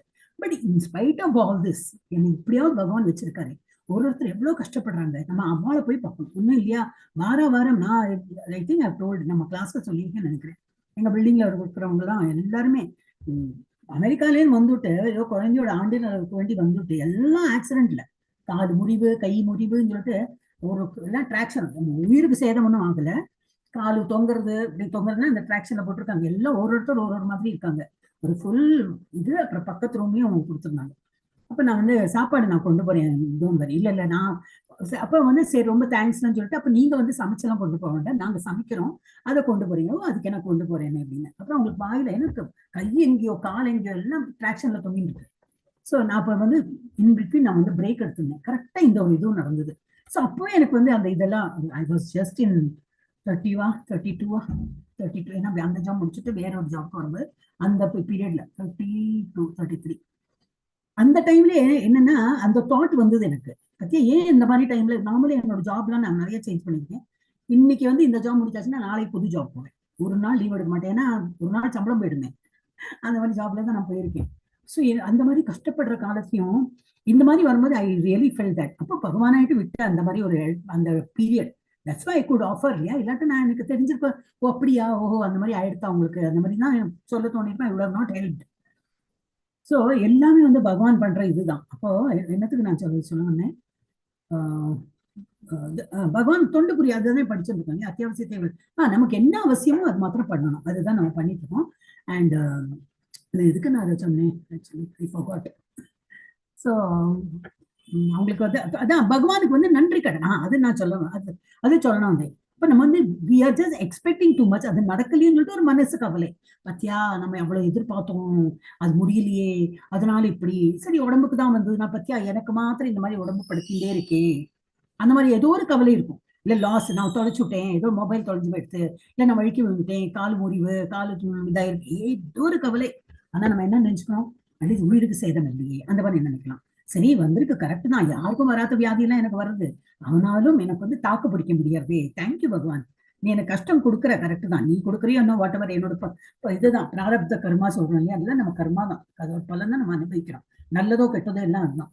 ஆனாலும் நான் வந்து எனக்கு உறுதுணையா இருந்து எனக்கு வந்து உங்க இடத்தில் பக்தி செய்யறதுக்கு ஒரு வாய்ப்பு எனக்கு கொடுங்க, அந்த மாதிரி சொல்லி எப்படியோ இருக்கலாம் இல்லையா, அந்த மாதிரி இல்லாம இப்போ இந்த மாதிரியோ நல்லா இருக்கேனே, எனக்கு மூளையில எல்லாம் ஒன்றும் அடிப்படாம, சப்போஸ் ஆக்சிடென்ட் கேஸ் ஆகுனா அந்த மாதிரி தேங்க் பண்ணலாம். மூளையில எல்லாம் அடிப்படாம, ஏன்னா நிறைய பேர் வெஜிடபிள் ஸ்டேட் அந்த மாதிரி சொல்லுவாங்க, மூளையில அடிபட்டு உயிரும் போகாது, ஆனா வந்து கோமா ஸ்டேஜ்ல இருப்பாங்க, ஒண்ணும் பண்ண முடியாது, பாக்குறவங்க ரிலேட்டிவ்ஸ்ல பார்த்து உட்கார்ந்து இருப்பாங்க, ஏன்னா உயிர் பாட்டுக்கு இருக்கும், ஒன்லி நினைவு சக்தி இருக்காது, எங்கேயோ ஒரு எங்க படக்கூடாதோ அந்த இடத்துல பட்டு பிரெயின் இஸ் ஸ்டாப் ஒர்க்கிங். அந்த மாதிரி எல்லாம் இல்லாம எனக்கு வந்து மூளை கொடுத்துருக்காரு, கை கால்லாம் நல்லா இருக்கு, ஜபம் பண்ணலாம், எனக்கு அட்லீஸ்ட் அந்த ஒரு இது கொடுத்துருக்காரு பகவான், நன்றி, பகவானுக்கு எப்பவும் நன்றி கடனா இருக்கும். நிறைய லாஸ் ஆயிருக்கும், இட்ஸ் நாட் தட் எல்லாருக்கும் நம்ம நினைக்கிற போல எல்லாம் நம்ம வராது, நிறைய பேருக்கு நம்ம ஏதோ எதிர்பார்த்திருப்போம், போச்சு, லாஸ், யாரோ சொல்லியிருப்பாங்க, எல்லாம் நடக்காது, ஆனாலும் we should feel thank you. ஏன்னா நம்ம என்ன வாட் டு வி டிசர்வ், இப்போ இருக்கிற ஸ்டேஜுக்கு நம்ம அருகதை உண்டா நமக்கு, அது பார்ப்போம். ஒரு நல்ல இடத்துல வாக்கப்பட்டு வந்திருந்தாலும் இது போல ஒரு ஹஸ்பண்ட், இது போல ஒரு பசங்க, அந்த மாதிரி இப்படி சில பேர் வந்து சந்தோஷப்படுவாங்க. வேற ஒன்றும் நல்லா இல்லைன்னாலும் இது மாமியார் மாமனாலும் கொடுமை என்ன வேணா நினைச்சாலும் இப்போ இன்னைக்கு இருக்கிற ஸ்டேஜ்ல I am so very happy. முன்னாடி ஒரு 2 வருஷம் முன்னாடி கூட இந்த ஒரு சந்தோஷம் இருக்குல்ல, இன்னைக்கு நான் எவ்வளவு நிம்மதியா இருக்கேன், அந்த மாதிரி ஒரு நன்றி ஃபீலிங் இருந்ததுனாலே பகவானுக்கு வந்து தொண்டு புரியணும்னு சொல்லிட்டு தோணும். ஸோ இது அவசியமான தேவைகளை மட்டும் ஏற்றுக்கொள்ளுதல். அப்ப அதுலதான் போட்டுருக்கு, பக்தி எப்படி பண்ணும், முழு மனதுடன் முழு ஈடுபாடுடன் ஒருவன் செய்ய விரும்பினான் என்றால் அவன் தனது தேவைக்கு மேல் எதையும் ஏற்றுக்கொள்ளக்கூடாது. நம்ம வேற இதுல எல்லாம் ஆசைகள்லாம் வச்சா அப்புறம் அது நிறைவேறாதுதான், நம்ம நினைக்கிறதெல்லாம் நடக்குமா, நடக்காது. ஸோ அப்போ அதுலதான் மனசு போகும். அப்போ மனசு வந்து it will not be in one place. ஜபம்னு ஆரம்பிப்போம், அது எங்கேயோ போகும், பத்தியா அவகிட்ட கடன் வாங்கி அது கொடுக்கவே இல்லையே அப்படின்னு போகும், இல்ல ஏதோ வந்து நம்மள எல்லாம் ஓகே இப்படிதான் இருக்கும், லைஃப் இப்படிதான் இருக்கும், ஆனா நான் வந்து பகவானுக்கு நன்றி சொல்ல போறேன். I am going to feel. இப்போ நம்ம குழந்தைகிட்ட எல்லாம் ஒரு இது பாசம்லாம் வந்ததுன்னா எப்படி இருக்கும், நம்ம அந்த குழந்தை சாப்பிடணுமே அந்த குழந்தைக்கு வேண்டி எல்லாம் பண்ணி போட்டு எல்லாம் பண்ணுவோம். அந்த டைம்ல நத்திங், நம்ம கண்ணுல ஒண்ணுமே தெரியாது, அந்த குழந்தை பேர்ல உள்ள அவ்வளோ. இப்போ ஒரு நல்ல மார்க் வாங்கியிருக்கான்னு லீலாவதி மாதா சொன்னா, அம்மா சொன்னாங்களே, அப்போ அதுதான் தோணும் ஃபர்ஸ்டே, நம்ம குழந்தைக்கு இன்னைக்கு அந்த குழந்தை இவ்வளவு படிச்சு இவ்வளவு மார்க் வாங்கிட்டாரு, இன்னைக்கு அவளுக்கு என்ன பண்ணி கொடுக்கலாம், அவளுக்கு எது பிடிக்கும் அதை வாங்கி கொடுக்கலாம், இல்ல அவ ஏதோ ஆசைப்படுறா சாப்பிடறதுக்கு அதை பண்ணி கொடுக்கலாம், அதுதான் தோணும். பாக்கி எல்லாம் பிளைண்ட் ஆயிடும். So in front of love இதெல்லாமே பிளைண்ட் ஆயிடும். அது போல பகவான் இடத்துல நம்ம வந்து நம்பிக்கையோட பகவான் இடத்தில் ஆசை இருக்கணும், அண்ட் பாக்கி எல்லாம் வந்து இறங்கிடணும். பகவானுக்கு தான் தொண்டு புரியுது தான் பகிர்றதுல இருக்கணும். இது வந்து நாரதிய புராணத்தில் இந்த மாதிரி குறிப்பிட்டிருக்கு. இதன் பொருள் என்னவென்றால், அதாவது பக்தி தொண்டின் விதிகளை ஒருவன் புறக்கணிக்க கூடாது. ஸோ பக்தி தொண்டுல நம்ம என்ன சொல்லியிருக்காங்களோ, ஆச்சாரியர்கள் என்ன சொல்லியிருக்காங்களோ அது பார்க்கணும், அதெல்லாம் என்னால முடியாது. அப்போ பக்தியில நம்ம வந்து முன்னேற மாட்டோம். யாரும் வந்து புறக்கணிக்க மாட்டாங்க, நம்மளே நம்மளை வந்து புறக்கணிச்சு விடுவோம். இஸ்கான்ல யாரும் வந்து வீட்டுல வந்து பாக்குறாங்களா 16 ரவுண்ட் பண்ற மாதிரி, யாரும் பண்ண மாட்டாங்க. நம்ம சொல்றதை வச்சுதான் நம்புவாங்க. 16 ரவுண்ட் பண்றேன், ஓகே, நிவேதியம் நான் அது பண்ணேன், இது பண்ணேன், ஓகே. நம்பிக்கை தான், ஏன் நம்பிக்கை தான் வாழ்க்கை. சோ என்னன்னா, அப்ப யாரு புறக்கணிக்கிறாங்க, நம்மளே நம்மளை புறக்கணிச்சுக்கிறோம். ஏன்னா நம்ம வந்து அந்த ரூல்ஸ் ஃபாலோ பண்ண மாட்டேங்கிறோம். மெதுவா பண்ணணும், ஆனா பண்ணாம இருக்கக்கூடாது, மெதுவா இம்ப்ரூவ் பண்ணணும். இல்லாட்டா we will be just sailing இங்கே இருப்போம், வண்டி போயிட்டே இருக்கும். போறவங்க எல்லாம் அந்த வண்டியில ஏறி போயிட்டே இருப்பாங்க, டெஸ்டினேஷன் இன்னும் வரல, அவங்க போயிட்டே இருக்காங்க. அதான் ஏதோ ஸ்டேஷன் போயாச்சு, அவங்க முன்னாடி போயாச்சு, நான் அந்த இதுக்கு போனோம்னா நான் பின்னாடி தங்கிட்டேன். அப்ப நம்ம இனிமே என்ன பண்ணணும், ஸ்பீடு எடுக்கணும். ஸோ அதுக்கு என்ன பண்ணலாம், ஃபாஸ்டா நம்மளுடைய இதெல்லாம் பண்ணி ஒரு ஃபாஸ்ட் ட்ரெயின் பகவான் நமக்கு வேண்டி அனுப்புவார். அந்த ஃபாஸ்ட் ட்ரெயினை படிச்சு, இப்போ ஃபாஸ்ட் ட்ராக் நீங்க பக்தி சாஸ்திரி பண்ணும்போது அதுதான் நினைச்சுப்பேன், பகவானேட்டு அனுப்பின அந்த இதுதான். இல்லாட்டா எங்களோட லெவல்ல எல்லாம் வரவே இல்லையே, நாங்களாம் எவ்வளவு மெதுவா தான் பண்ணோம். லெவல் 3யும் ப்ராப்பரா லெவல் 3 அது அவ்வளவு நாள் போச்சு, அவ்வளவு வருஷம் போச்சு. அதே போல லெவல் 4ம் இன்னைக்குதான் பக்தி சாஸ்திரியோட எல்லாம் பார்த்துருந்தேன். பக்தி சாஸ்திரி 2000 இப்ப என்ன 25ல 23ல எல்லாம் பண்ணிட்டு இருந்தேன், 22ல கூட இருந்தேன்னு நினைக்கிறேன். மெதுவா தான் போறது, ஸ்னெயில் பேஸ் சொல்லுவாங்க இல்லையா, ஆமை பேஸ்ல தான் போயிட்டு இருக்கு. ஆனா அதே பேசணும். ஆனா இப்போ உங்களுக்கு எல்லாம் லக்கி என்னன்னாக்கா ஃபாஸ்ட் ட்ராக்னு அனுப்பிட்டாங்க. ஓ சோ நைஸ். அதுக்கும் நம்மளால முடியலையா, அதுக்கும் நம்ம வந்து இனிமே முயற்சி பண்ணுவேன். அந்த ஃபாஸ்ட் ட்ராக்ல போறதுக்கு என்ன பண்ணணும், சரி ஜபம் தானே பண்ணணும், என்ன பெரிய ஒரு வித்தை, ஜபம் பண்ணிட்டு போறது, பாக்கியெல்லாம் நான் பண்றேன், உங்க ஜபம் தானே இருக்கிறது, ஐ வில் டூ இட். எப்படி பண்ணலாம், அதோட வந்து அதுக்கு என்ன ஐடியாஸ் வந்து கிரியேட் பண்ணிக்கணும். எப்படின்னு நான் எப்பவுமே சொல்லுவேன், ஒரு மாலை பண்ண போறேன், 2 மாலை பண்ண போறேன், இந்த மாலை கணக்கே நம்ம கையில வச்சுக்க கூடாது. பகவானை நினைத்து பண்ணணும். இந்த மாலை வந்து எவ்வளவு பண்றோம், அந்த பேக், அதுக்கு வந்து பேக் வாங்கிக்கலாம், பேக்கே வாங்கக்கூடாது இல்லையா. ஏன்னா பேக் எனக்கு ஆக்சுவலி பேக்குள்ள போட்டு பண்ணும்போது மாட்டிக்கும், ஐ எம் நாட் இது கம்ஃபர்டபுள். ஆனா என்னன்னா இந்த மாதிரி ஒரு இது இருக்கிறதுனால நம்ம எவ்வளவு பண்றோம்னு சொல்லிட்டு இந்த இப்படி ஒரு மாலை இப்படி இப்படி இழுத்து இழுத்து அந்த மணி அப்படி இப்படி இப்படி கீழே போட்டுதான் போகும். வேற நம்ம கால்குலேஷனே வேண்டாம், நம்ம மாடு பண்ணிட்டே இருப்போம். கடைசி இதுவும் பண்ணினப்பறம் திரும்பி இப்படி ஒரு மாலை பண்ணப்படி பார்த்தா எல்லாம் வந்து தக்கு சரி அப்படின்னா என்னது, ஒரு இதுல 16 இருக்குன்னு அர்த்தம். சரி, திரும்பி அப்புறம் வந்தது, திரும்பி பண்ணி திரும்பி 1 திரும்பி 2 பண்ணிட்டே போனோம். என்னன்னா நம்ம our concentration should be only on japam. எவ்வளவு பண்ணணும் வந்துட்டா அந்த இதுல போகக்கூடாது. அது எப்போ வரும், மனசு கொஞ்சம் சாந்தமா இருக்கதான் வரும். நம்ம மனசை எப்படி சாந்தப்படுத்துறது, பாக்கி விஷயத்துல அவ்வளவு இம்பார்ட்டன்ஸ் கொடுக்க வேண்டாம். அது நடக்கதான் போகுது. என்னதான் நம்ம வந்து டென்ஷன் பட்டாலும் சரி, டென்ஷன் படலைனாலும் சரி, அது அந்த மாதிரிதான் நடக்கும். அப்ப நம்ம டென்ஷன் பட்டு என்ன யூஸ், ஸோ நம்ம என்ன பண்ணோம், அந்த டென்ஷன் இல்லாம இருக்கிறதுக்கு தான் நம்ம வந்து மனசை கொஞ்சம் சாந்தப்படுத்தி, இந்த டைம் காலையில என்னன்னு இருக்கேன், இந்த டைம் எனக்கும் ஆச்சு, என் பகவானுக்கும் ஆச்சு, nobody else can come in between. நடுவில் அந்த டுக்குன்னு அந்த இது மெசேஜ் வருது, அது கூட வராது. எப்போ காலையில சீக்கிரம் என்னண்டா, அப்போ அந்த டைம்ல you can actually concentrate and do it. நிறைய பேர் அந்த மாதிரி தான் பண்ணிட்டு இருக்காங்க. So we should give a try. அதுவும் முடியலைன்னா தென் யாரு வந்து புறக்கணிக்கிறதுன்னு அந்த வேர்டு வந்தது இதுல. அதுபோல் தான் எளிதாக செய்வதை காட்டிலும் கடினமா, முன்னாடி பார்த்தோம். இதன் பொருள் என்னவென்றால், அதாவது பக்தி தொண்டின் விதிகளை ஒருவன் புறக்கணிக்க கூடாது. அதுபோல் தான் எளிதாக செய்வதை காட்டிலும் கடினமாக இருக்கும் என்னது, பக்தி தொண்டின் விதிகளை கடினமா இருக்கிறது ஃபர்ஸ்ட் ஜபம். அத காலையில எழுந்துக்கணும். அப்ப தூக்கத்தெல்லாம் ஐ கேன் நாட் சாக்ரிஃபைஸ். அப்புறம் 3வது இருக்கவே இருக்கு, காப்பி விட்ட எனக்கு ஆக்சுவலி மண்டையே உடைஞ்சிடும். ஒன்னும் உடையாது. First of all take guarantee from me. நம்ம என்ன அப்படி பார்த்தா சின்ன குழந்தையா இருக்கும் மண்டை உடஞ்சிருக்கணும். ஏன்னா அப்பெல்லாம் காப்பியே குடிக்கலையே. ஒரு 5 வயசுக்கு அப்புறமா, 5 வயசுக்கு கூட யாரு கொடுக்குறாங்க, 5th ஸ்டாண்டர்ட் வேணா சொல்லலாம். ஒரு 5, 6, 7 அவன் இவனுக்கு வேண்டி ஒரு போன்விட்டாலாம் எப்போ வாங்குறது, இந்த காப்பி குடி, சாய குடி அப்படின்னு வேணா கொடுப்பாங்களா இருக்கும் அம்மா அப்பா. இல்ல அந்த குழந்தைக்கே டேஸ்ட் வருமா இருக்கும். அப்பதான் ஆரம்பிச்சு. அப்ப அதுக்கு முன்னாடி மண்டை உடைஞ்சிருக்கணும், ஏன் உடையல. அதுக்கப்புறம் நம்ம கொடுத்து அந்த குழந்தைக்கு வந்து பிராக்டிஸ் பண்ணோம். நம்மளும் அந்த மாதிரிதான் ஆரம்பிச்சோம். இப்ப என்ன ஆயிடுச்சுன்னா நம்ம அப்ப தட் இஸ் அடிக்ஷன். இந்த அடிக்ஷன் தான் இருக்கக்கூடாதுங்கிறது. ஸோ அந்த வந்து பக்தி தொண்டின் விதிகளை ஒருவன் எப்படியோ இது பண்ண, பக்தி தொண்டின் விதிகளை ஒருவன் ஏற்றுக்கொள்ள கூடாதுன்னு படிச்ச தப்பாயிடுமே. ஒருவன் புறக்கணிக்க கூட, அதுபோல் தான் எளிதாக செய்வதை காட்டிலும் கடினமாக இருக்கும் பக்தி தொண்டின் விதிகளை ஒருவன் ஏற்றுக்கொள்ள கூடாது. ஒருவன் தனது ஜபமாலையில் ஹரே கிருஷ்ண மந்திரத்தை ஒரு நாளைக்கு குறைந்தபட்சம் 1,00,000 முறை உச்சரிக்க வேண்டும் என்று கூறப்பட்டிருக்கலாம். இது 64 ரவுண்ட். இயலாது என்னேன், அந்த மாதிரி நம்மளால முடியாது என்னேன், என்ன பண்ணலாம், இல்ல இப்ப நானே இங்க வந்திருக்கேன், பட் எங்கெல்லாம் டிராவல் பண்ண நான் மாலை வச்சு நிறையவே பண்றேன். டிராவல் பண்ணிருக்கேன்னு அர்த்தம். நம்ம வந்து இப்ப நிறையவே ஆகுது. ஏன்னா I am not in my house. இங்கெல்லாம் சமையல்லாம் வேற டிஃப்ரெண்ட், ஒரு வீடோட டிஃப்ரெண்ட். அப்ப எனக்கு இப்பெல்லாம் டைம் கிடைக்கிறதோ my japa is increase. I am very happy. அவருக்கும் ஒரு பகவானுக்கு தேங்க்ஸ். எனக்கு சச்சி I really wanted this break. 2 வருஷத்துக்கு அப்புறம் வந்திருக்கோம். அந்த மாதிரி நமக்கும் ஒரு டைம் ஒரு பகவான் ஆயிட்டு இந்த மாதிரி கொடுத்துருக்காரு, நீ நிறைய வந்து ஜபம் பண்றதுக்கு. எப்பெல்லாம் நேரம் படிக்கிறதோ இல்லாத சமையல், திரும்பி அதே துணி பாத்திரம் இதையே வச்சுட்டு இருப்போம் நம்ம. ஸோ இதுங்க இங்க வந்தா நல்ல ரெஸ்ட் தான். ஸோ என்னது கொடுத்துருக்கேன் என்று கூறுகள். இயலாது என்னன்னு ஒருவன் அதுக்கு என்ன பண்ணலாம், அவன் சக்திக்கேற்ப உச்சரிப்பதை குறைத்துக் கொள்ளலாம். இயலாத பட்சத்தில் அப்போ ஒருத்தன் 16 ரவுண்ட் பண்ணா அந்த 16 எனக்கு கஷ்டம். ஏன்னா நான் வந்து காலையில என்னென்ன 6 மணிக்கெல்லாம் நான் வந்து வீட்டை விட்டு போயாகணும், வேலைக்கு போனோம். நான் வீடு அந்த வேலைக்கு போய் செய்யறதே நான் 8-8:30 மணி ஆயிடுறது. 2.5 hours டிராவல் இருக்காங்க எங்க ஊர்லயே. அந்த மாதிரிலாம் வந்து பூனான்னு நீங்க கேட்டிருப்பீங்களா, daily Poona to Bombay up down பண்றவங்க இருக்காங்க. அதே போல சாயந்தரம் வந்து போவாங்க. அதுக்குன்னு ஒரு ட்ரெயினே உண்டு. அங்க வந்து சிஹாகட் எக்ஸ்பிரஸ், இப்பதான் நினைவு, சிஹாகட் எக்ஸ்பிரஸ். அது வந்து டபுள் டெக்கரா இருக்கும். அந்த மாதிரி ட்ரெயின்லாம் நான் ஆஃபீஸ் முதல்ல அது அதிசயமா பார்ப்பேன், எப்படி மேலே உட்காந்து போயிருக்காங்க. அப்புறம் நானே டிராவல் பண்ணியிருக்கேன். ஆனா டெய்லி பூனாலேருந்து வருவாங்களே. நம்ம பூனானாலே உங்களுக்கு எல்லாம் என்ன சொல்றது, மதுரை டு சென்னை சொல்லலாமா? மதுரை டு சென்னைனா எவ்வளவு ஹவர்ஸ், ஒரு 7-8 hours இருக்குமா? அந்த மாதிரி பண்றவங்க 7-8 actually Poona is only 3.5 hours தான். அந்த மாதிரி இப்போ உங்க தமிழ்நாட்டில் நீங்க பார்க்கலாம். அந்த மாதிரி வேலைக்கு போறவங்களே இருக்காங்க. ஸோ அவ்வளவு கஷ்டம் இல்லையா? அவங்க வந்து ஒரு வேலைக்கு போகணும், அந்த மாதிரி வேலைக்கு போய் திரும்பி அவங்க குடும்பத்துக்கு வேண்டி வேலையை விடவும் முடியாது, ஏதோ கவர்மெண்ட் ஜாபா இருக்கலாம் மாட்டவர்.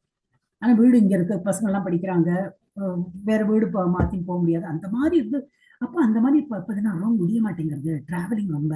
இல்ல வீட்டு பக்கத்தையே வேலை இருந்தாலும் சதா சர்வ நேரமும் கையில குழந்தை இருக்கு, கேன் எழுதுன்னு இருக்கு, வேலைக்கு போனேன்னா வீட்டு வேலை தான் இருந்தாலும் மாமியார் இருக்காது, இந்த மாதிரி நிறைய பிரச்சனை இருக்கிறவங்க பண்ண முடியாதுன்னு. ஓகே, உங்களுடைய சக்திக்கு ஏத்தா போல உங்களுக்கு 16 முடியலையா, இழுத்து இழுத்து பார்த்தாலும் 8க்கு மேல போக முடியாது, ஓகே 8 முடிங்க, வெளியே இருங்க. ஆனா மனசுல ஒரு வைராக்கியம் வச்சுக்கணும். 8 இல்ல, நான் வந்து 8 தான் பண்ணிட்டு இருந்தேன், நான் நினைச்சேன் 8 தான் முடியணும், ஆனா ஏன் என்னால முடியறது இல்ல, 10 பண்ணலாமே அப்படின்னு சொல்லிட்டு ஒரு நாளைக்கு வீரமா நம்ம வந்து ஆரம்பிக்கணும். ஒரு நாளைக்கு ஆரம்பிக்கணும், 2வது நாளைக்கு ஒரு மாதிரி முடிப்போம், 3வது நாள் முடியாது, என்ன பழக்கம் இல்லை. அப்ப என்ன பண்ணோம், இல்ல 2 பாக்கி இருக்கு, இதை நான் அடுத்த நாளைக்கு நான் கம்ப்ளீட் பண்ணதான் வேணும். ஓகே, நீ லீவ் இட், எல்லாரும் பண்றாங்க, அப்ப அவங்க பண்றப்ப நீக்கும் பண்ணணும், அந்த ஒரு வைராக்கியம் வரணும், நம்ம பண்ணணும். சோ இதுல என்ன பொறுத்தவரை, இயலாது எண்ணின் ஒருவன் அவனது சக்திக்கேற்ப உச்சரிப்பதை குறைத்துக் கொள்ளலாம். பொதுவாக நாங்கள் எமது பக்தர்களை ஒரு நாளைக்கு குறைந்தபட்சம் 16 மாலைகள் தான் சொல்லியிருக்கோம், சுற்றுகள் ஜபமாலை உச்சரிக்க வேண்டும் என்று பரிந்துரை செய்கிறோம். இதனை கட்டாயம் செய்தல் வேணும். அந்த 16 முடியலன்னா ஆக்சுவலி அப்ப முன்னேற்றம் இல்லைன்னு அர்த்தம். நான் இவ்வளவுதான் பண்ணுவேன், இதுக்கு மேல என்னால முடியாதுன்னா அப்படின்னா யூ ஆர் ஒன்லி நாம நம்மளையே வந்து கீழே தடுக்கிறோம், யாரும் நம்மளை பண்ண மாட்டாங்க. உச்சரிக்க வேண்டும் என்று பரிந்துரை செய்கிறோம். இதனை கட்டாயம் செய்தல் வேண்டும். சில சமயம் ஒருவனால் ஒரே நாளில் 16 சுற்றுக்கள் உச்சரிக்க முடியாது போனால், ஏதோ கல்யாணத்துக்கு போனோம், எல்லாட்டி பேசிட்டு இருந்தோம், டைமே இல்லை, காத்தால் ஒரு 10 மாலையோட முடிச்சு கொடுத்து அப்புறம் வீட்டுக்கு வரத்துக்குள்ள 12 மணி ஆயிடுச்சு, வந்தோமா படுத்தணுமா, அடுத்த நாளைக்கு திரும்பி 16 ரவுண்ட் என்ன பண்றது, இப்போ ஆச்சு 10 தான் பண்ணேன் நேற்று, என்ன பண்ணலாம், அந்த 6 இன்னைக்கு பண்ணி ஆனும், அவங்க ஒரு மனசுல வைராகியம் வச்சுட்டு பண்ணணும். சோ அந்த மாதிரி அந்த 16 சுற்றுக்கள் உச்சரிக்க முடியாது போனால் ஒருவன் அதனை மறுநாள் நிறைவு செய்தல் வேண்டும். தனது உறுதிப்பாட்டினை நிறைவேற்றுவதில் அவன் திடமாக இருத்தல் வேண்டும்.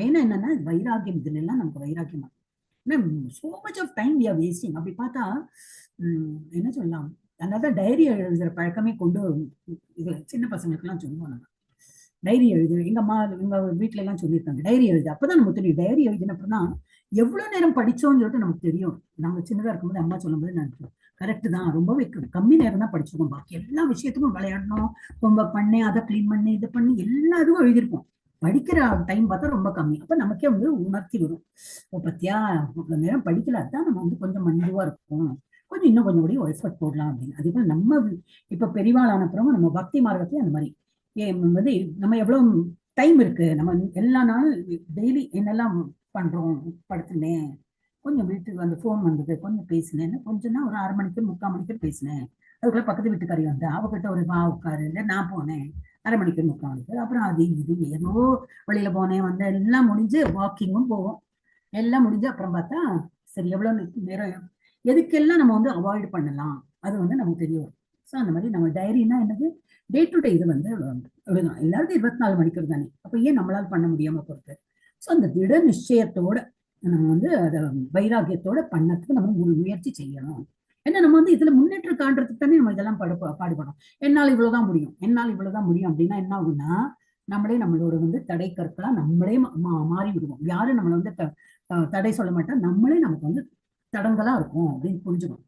சில சமயம் ஒருவனால் ஒரே நாளில் 14 சுற்றுக்கள் உச்சரிக்க முடியாது போனால் ஒருவன் அதனை மறுநாள் நிறைவு செய்தல் வேண்டும். தனது உறுதிப்பாட்டினை நிறைவேற்றுவது அவன் திடமாக இருத்தல் வேண்டும். இதனை ஒருவன் சரியாக பின்பற்றவில்லை என்றால் பிறகு அவன் புறக்கணிக்கப்படுவது உறுதி. யாரால் புறக்கணிக்கப்படுவது பொழுதே இல்லை, இஸ்கான்லாம் புறக்கணிக்க மாட்டாங்க, வெரி குட், எல்லாம் லெவல் 3 லெவல் 4 லெவல் 5 லெவல் 6 போயிட்டே இருக்கும். ஆனா பேசிக் என்னது, ஒரு நைவேத்தியம் கிடையாது, நைவேத்தியம் பண்ணதுதான் சாப்பிடும், அது கிடையாது, காலையில மங்களாரத்தி கிடையாது, இது கிடையாது, ஜபா கிடையாது, somewhere we will be hit, நம்மளே நம்மளை வந்து புறக்கணித்து விடுவோம், அந்த மாதிரி வரும். So we have to be, நம்ம வந்து ட்ரூத்ஃபுல்லா இருந்து நம்ம வந்து இல்லை, this is not done, I have to be, நான் என்ன இருக்கேன் இதுல பக்தி மார்க்கத்துல இருக்கேன், இல்லாட்ட வேண்டாம், இது மாத்திரம் மூட்டைப்பட்டி இதெல்லாம் நம்மளுக்கு சரிப்பட்டு வராதுப்பா. எவ்வளவு பேர் இறங்கி போயாச்சு இல்லையா, நம்ம பார்த்தோம், L2ல இருந்து பார்த்துன்னு தான் வரும். நீங்க 18 days கோர்ஸ் பண்ணும்போது எவ்வளவு பேர் இருந்தாங்க, L2ல எவ்வளவு பேர் சேர்ந்தாங்க, எவ்வளவு பேர் இறங்கி போயிட்டாங்க, இப்போ லெவல் 3 வரைக்கும் வந்துட்டோம். இப்போ இறங்கி போறதுக்கு எல்லா சான்ஸும் இருக்கும். நம்ம எவ்வளவு முன்னாடி போயிட்டோம்னா எல்லாம் சக்சஸ்ஃபுல் சொல்ல முடியாது, ஈஸியா வழிக்கு வந்துடும். அதனால you have to be very careful.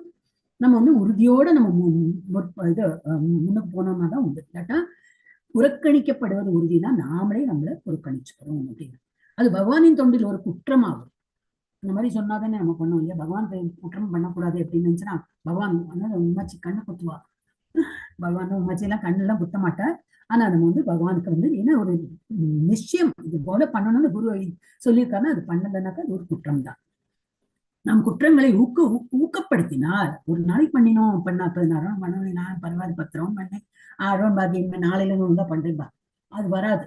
அடுத்த நாளும் ஒரு 10 8 ஐயோ கம்மியா தான் ஆயிட்டு வரும். ஏன்னா மனசுல உறுதி கிடையாது. ஸோ அது கம்மியா ஆயிட்டு வரும். அது வந்து பகவானுக்கு எதிரே நம்ம செயல்படுறது என்னது ஒரு பெரிய குற்றம். நம்மளால வந்து டெஃபினட்டா we cannot cope up. அப்ப வேண்டாம் வச்சு then it is better.